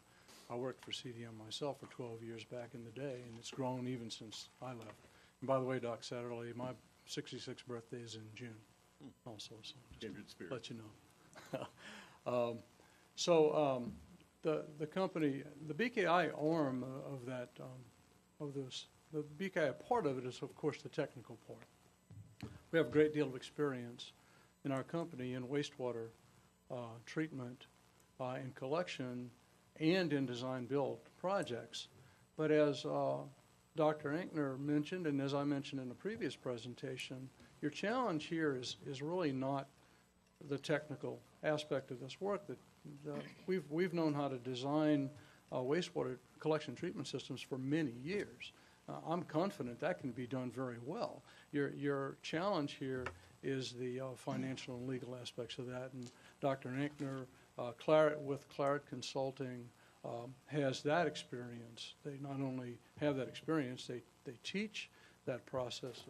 Dr. Enkner, if you'd like to say something else about Claret's role, but I think the size of BKI is certainly adequate for this project, but it's not as germane as to the issue as the experience of Claret in terms of legal and financial interest. Bill? Both Claret and myself do this as a high-profile project for which we will devote considerable, more than 70% of our time to work with you. We have been on other teams on wastewater, on all of the other proposals that we've done on wastewater. At the end, the community decided not to go forward, but in doing that, one of the options that we haven't talked about is what partnering with some of your private sector the plants.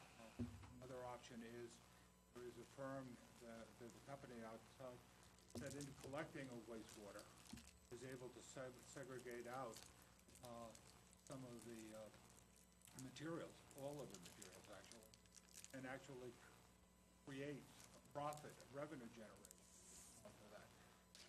So that could be a part of a P3. So there are a number of different ways to look at it. We have some of the experience to be able to do that in terms of previous proposals that we made.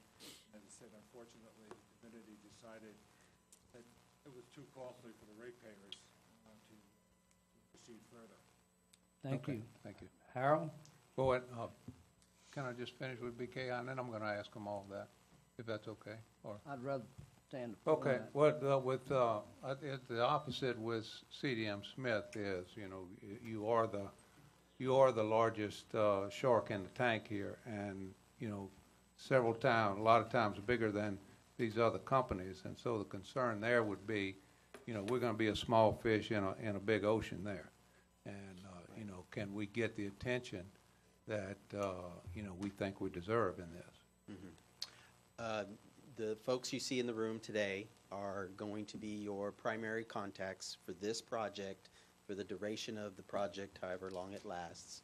We will be supplementing with the larger group, the network that we have available to us, and the expertise, not only in the design and construction, but which are huge, critical importance in drafting the technical requirements such that they're properly drafted. But you have, I just wanted to highlight this, you have a 25, 30-year operations and maintenance obligation on this P3 developer if you decide to go forward with that. The cumulative dollar amount of that operations and maintenance costs over that 30-year period in a nominal dollars, just regular dollars, it's going to exceed this design build price most likely, maybe even a multiple of times. So you need someone on that team that has that expertise as well. We carry that with Wayne Miles, and we have other resources that we're going to be able to bring in and take out, more importantly, keep it lean. We think communications are going to be critical with these folks, and we streamline communications and we shorten meetings when everybody's on the same page, and it's easier with a smaller group. So the goal is to keep it small, but we have what you need when you need it in order to get this done. Okay. Thank you. And you got All one South. for, All South? Yeah. Go ahead. Well, All South, you're about the same size as BKI. I don't want to characterize you. But, I mean, the same question to you is that, you know, with the size company that you have and compared to a company that's 100 times larger, you know, how would you, how do you fit into this project and make us feel comfortable that your bench is strong enough for it? Well, we make you feel comfortable by the projects that we've listed in our presentation tonight. We've demonstrated our ability to deal with a very efficient staff and deal with other folks on the other side of the table that have, frankly, a lot more resources than we do, and do it very cost effectively and efficiently. And getting back to Councilman Lambert's question is how much cost are you going to have? Well, one way you keep the cost down for our services is to have a very lean and efficient team, and we've demonstrated an ability to do that at relatively low cost. And you've got an example of that even within this government. Your Public Works group manages millions and millions and millions of dollars of contracts every year. I'm not sure what the capital budget was for this calendar year, but I'm sure it was fairly substantial. And that team in Public Works manages a whole series of contractors and consultants with a relatively small group, right? But they manage everything that's going on in that area. That's the same type of role that we play for you. Our team, our owner's rep team, is not going to design the sewer system. We're not going to build the sewer system. We're not hiring a con. There's a team of Ascension Environmental that's going to do all that. We're going to work as your rep, overseeing and managing that, which, you know, it's at the top of the pyramid, so it ends up being a smaller group of people with the right kind of expertise, with the right kind of knowledge, and the right kind of experience to make sure you do it very, frankly, cost effectively and efficiently. And that's why we feel like we can provide the service. We've done it already. Okay. Thank you, sir. I have, Mr. Chairman. I have ask another question. All Mr. right, Chairman. what we got is, we have a request for a small break. We've Yes, been sir. at this for Make a two. motion to take a 5-minute recess if we could. I'm sorry to interrupt, Mr. Dawson, but if we could, take a 5-minute recess. Motion by Mr. Johnson, take a 10-minute recess, and second by Mr. Todd Lambert. Roll call. We still got a secretary or what? Oh, there you are, you moved on me, I'm sorry. You went back. Councilman Joseph, Yes. Councilman Dawson. Yes. Councilman Turner. Yes. Councilman Satterly. Why not? Councilman Dempsey Lambert. Yes. Councilman Todd Lambert. Yes. Councilman Lawler. He already went. Couldn't wait. Councilwoman Casso. Yes. Councilman Cagnalotti. Yes. Councilman Johnson. Yes. Councilman Kluat. Yes. And I want y'all to make note that the woman was still here.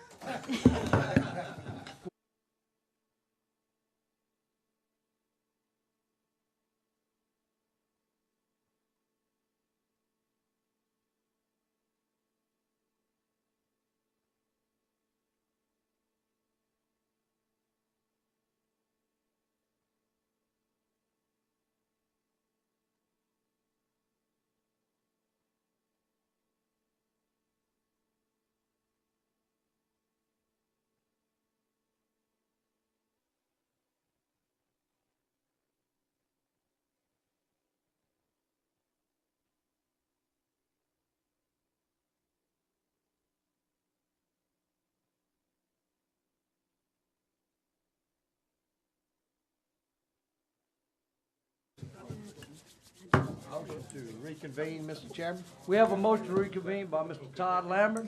Second. Second by Mr. Aaron Lawler. We are reconvened.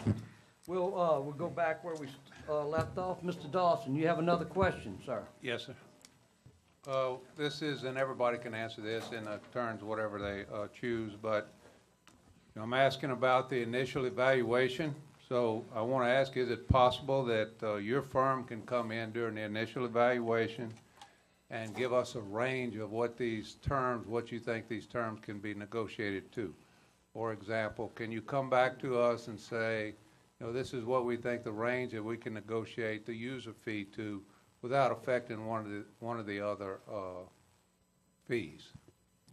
Well, assuming we work out something with Ascension Wastewater, and you have a customer base that makes this a financially viable project, then I think, yes, we can evaluate that and come Well, I back don't with it. understand why it depends on Ascension Wastewater. It's going to be fees. It's based on fees. What are the fees going to be? You're talking about fees for the user? Yeah, For the resident? yeah.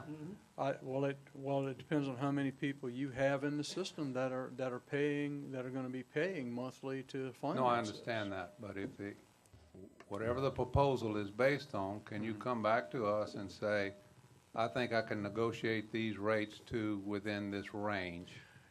Given all the factors, and I think everyone has said this, pretty much the same thing, given all the factors that you have, yes, you can negotiate a rate, you can negotiate a range of rates, yes. The answer is Okay. yes. Okay. Bill, do you want to add to that, or I think that's, if I understand your question, Councilman, it's, given the facts, given whatever facts we have to deal with, you're asking if we can negotiate, tell you what the rate should be. After the Plan B comes back, we're gonna assume. Yes. From Ascension Environmental. Okay, That yes. was Mr. Dawson's question. And that you can come back. Well, for example, I know the user rates can't be $10 a month. Right. Okay? Correct. So, can you come back to us and say, we feel like, based on what we've looked at and what we've done and our initial talks with the company, that we can negotiate it to about this range? Yes.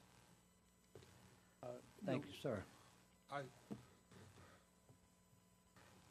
We can give a range eventually, when you develop a financial plan that is greater than was provided already, when you're able to take a look at the financial model and what the assumptions are within that, at what level of profitability are they looking for in terms of compensation that goes back to that slush fund and at the end.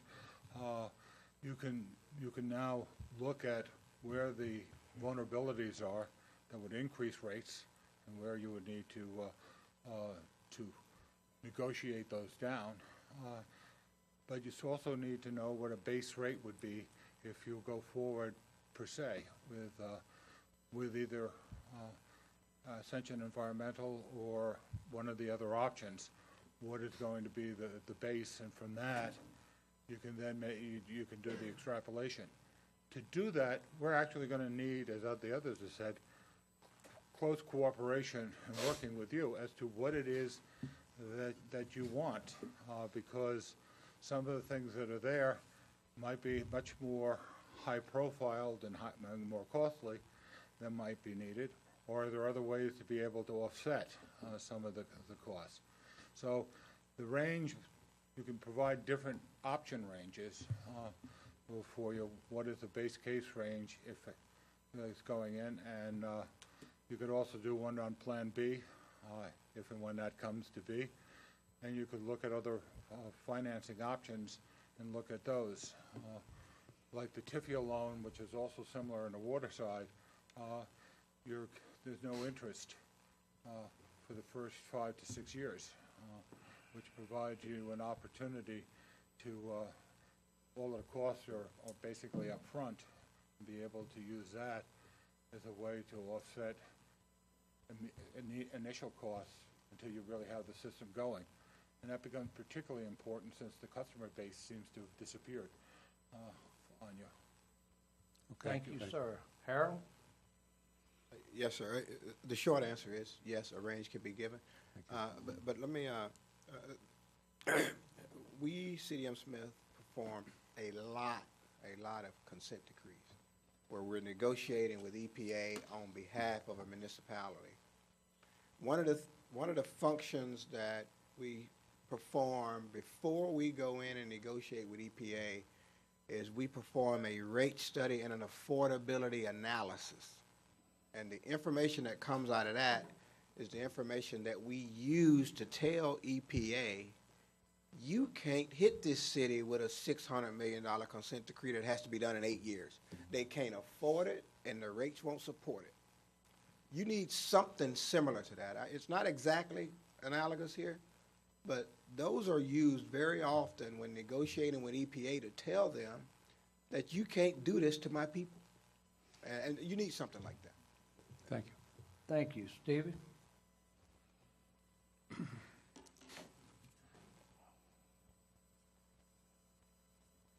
The short answer is yes, Councilman Dawson.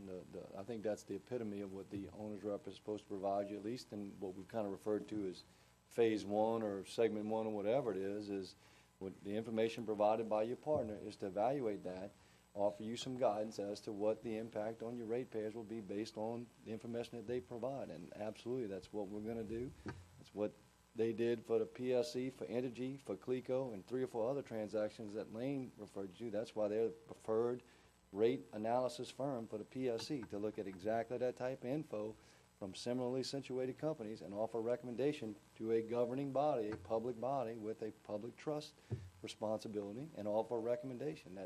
I couldn't say yes any more clearly. Thank you. I have Thank one you. general question that they may have answers. Yes, Okay. sir. So I have a question, and you guys can take it in whatever order. Did anybody sum up what the user's fees will be, what user fees will be paid over that 30-year contract? Did any of y'all have enough information to summarize? There's enough information. Yeah. Nobody summed up how much the residents of Ascension Parish are going to pay for this project over the 30-year period? Nobody? Councilman Dodd, it's Stevie Smith with All South. I don't have that information. I don't know if John has that information handy, but I think it was in the proposal somewhere. I just don't have it at the Well, you tip of have my to tongue. sum up the cash flows. I think it's table 3.5. Okay. Thank you, sir. But, I think you did, Bill. I did, if You you're caught that on your interested. spreadsheet, sir? My son, I was gonna see if they checked 800? that, but mine was 1.9 billion. Yeah, thank you, sir. Yes, Mr. Joseph. Yeah, I'm gonna have to, go along with Don. I know all companies are qualified to, do this project. But, and I looked over y'all presentation. I listened to y'all tonight. They all was good. And my one question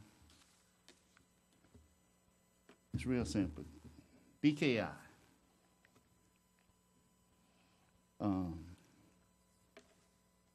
I didn't hear you say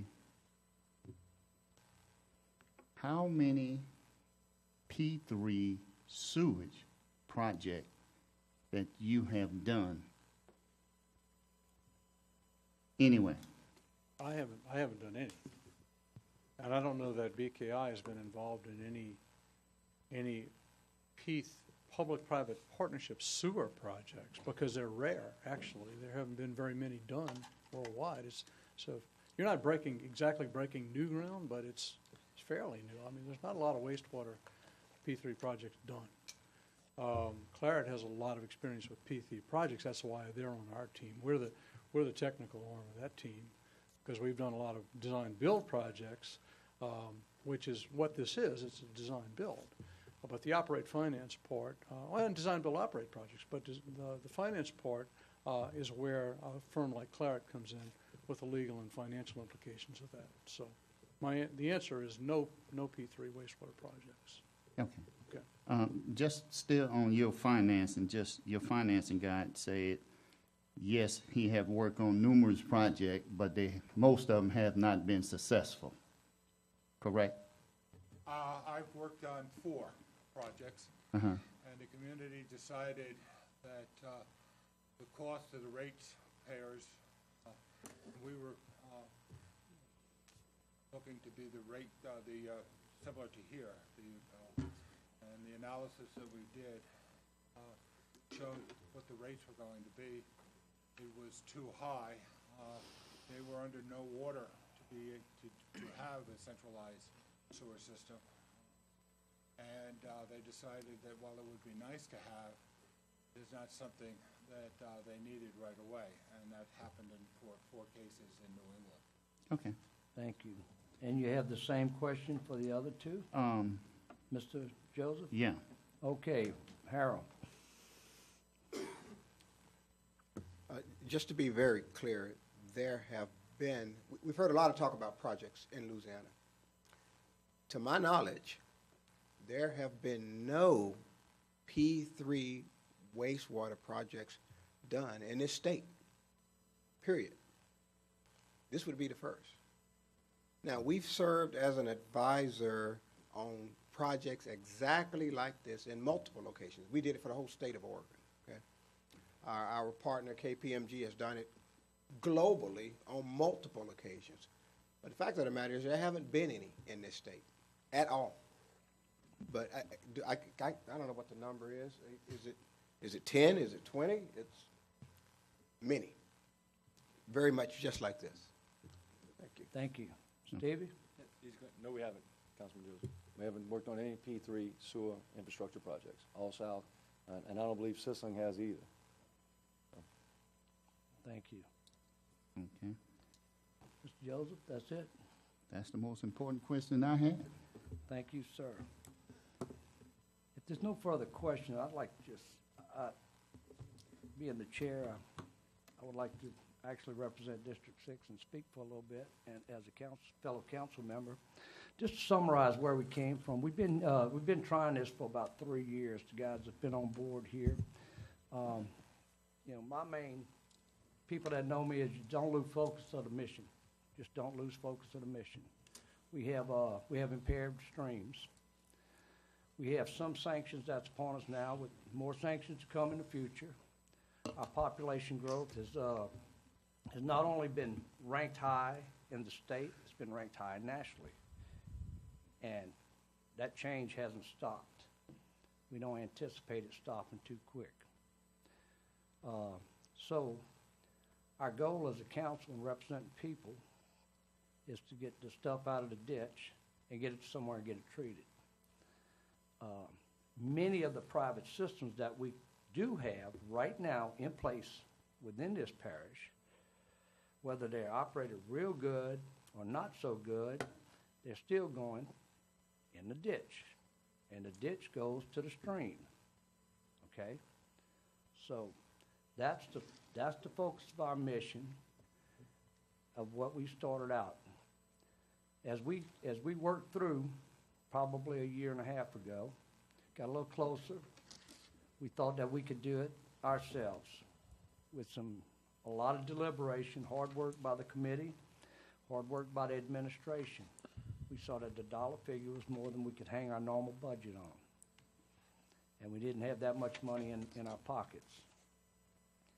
And every time that we looked at it, we looked back at the rate fees that we would be extending toward our residents. So that's when we started talking about alternatives. And one of the alternatives that came forward was a P3. It has been successful in other places, and sewer and other public entities. So that's where we came. We worked hard for about a year or so now, working on the P3. Last October or so, we took a vote on a P3, and we set forward to start some negotiations. Within those negotiations, we knew up front that we would probably have to have somebody to represent us that knows more about this than we do. Everybody up here is a part-time councilman. Some have full-time jobs. But we don't forget our mission. Our mission is to represent people. Within that, we still probably end up with probably some talented legal that we're going to have to hire on or look at. We do know at this point, as we came to this meeting, we feel like Plan A on Ascension Environmental has changed. Us also being representatives of the parish, we know the value factor of the component that left Plan A, okay? But that don't mean that Plan B won't work. I would just think that we owe it to the resident. This is a mission to get it all resolved and get it to the point where we can come back to the residents and say, hey, we feel like it's going to take this long, and this is how much it's going to cost, and this is what we're going to do. If it's not feasible, we're going to probably vote it down, and we're going to look at something else to do. So I think the approach as we reach tonight, this deliberation that's already into a couple and a half hours, is all good. So, but we still owe it to go forward, to not lose how much effort we've put out in the last couple of years to try to get to an answer. If we leave tonight, we don't have an answer. We have a proposed answer on a plan that's not even on the table anymore. So, without reading tea leaves, I'm looking out in the audience at the competitors. You guys have done your homework. As you came back here for the last time, because you had a presentation, you had stuff that was sent in, that was reviewed by the committee. You had opportunities for meetings for the council members to at different times to try to get to see your presentations. We've had copies of your disc of your presentations actually sent out to all the council members, okay? You did a good job of tweaking your presentation because of what you know about Plan 8, all right? So, with that being said, you know, I would ask the chair right now would entertain a motion. I make a motion that we recommend CDM. We have a motion by Mr. Joseph to recommend CDM. Second. Second by Mr. Turner. Discussion. We have an objection. Yes, you have an objection. Okay, so we'll go to a roll call. I have a substitute motion Yes, we have a substitute motion to nominate All South in that group. to nominate All South. We have a substitute motion by Mr. Lawler to nominate All South. I'll second that. We have a second by Mr. Dawson. We have a motion, and we have a substitute motion. We'll vote on the substitute motion. On All South, Councilman Joseph, No. Councilman Dawson, Yes. Councilman Turner, No. Councilman Satterley, Yes. Councilman Dempsey Lambert, No. Councilman Todd Lambert, Yes. Councilman Aaron Lawler, Yes. Councilwoman Casso, Yes, Councilman Cagnolati, Yes. Councilman Johnson, No. What is the count, ma'am? 6-4. 6-4. 6-4. Motion carries. Motion carries. Mr. Chairman. Yes, Mr. Dawson. I have another motion. I move to limit the initial authorization to $100,000. And within that initial authorization, the firm shall report back to this council their opinion of the reasonable negotiable limits of the terms of the contract, including but not limited to all fees to be paid by the users. These ranges shall reflect the negotiable range without affecting other user fees. Well, that's great. Do you have that written down? and he's got a second. It's that time of the night. We got a motion by Mr. Dawson to amend the motion. No, it was, Or a secondary second motion. it's main motion, another motion. Another motion. And Can we put that in overhead or something so we can see it? Yeah, I have some copies if you guys want. I would think less of you if you didn't. It's got a pink paper clip on it. I really appreciate that. Mr. Perrington, here you go.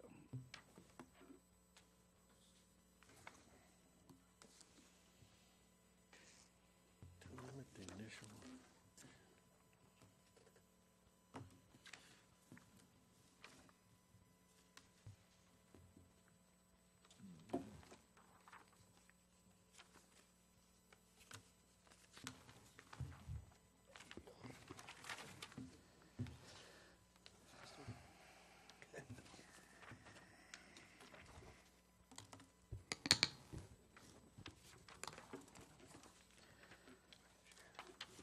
We had a motion on the floor, a substitute motion for All South, and that motion passed Yes. with a vote of 6-4. Legal, are we good with the second motion? Yes.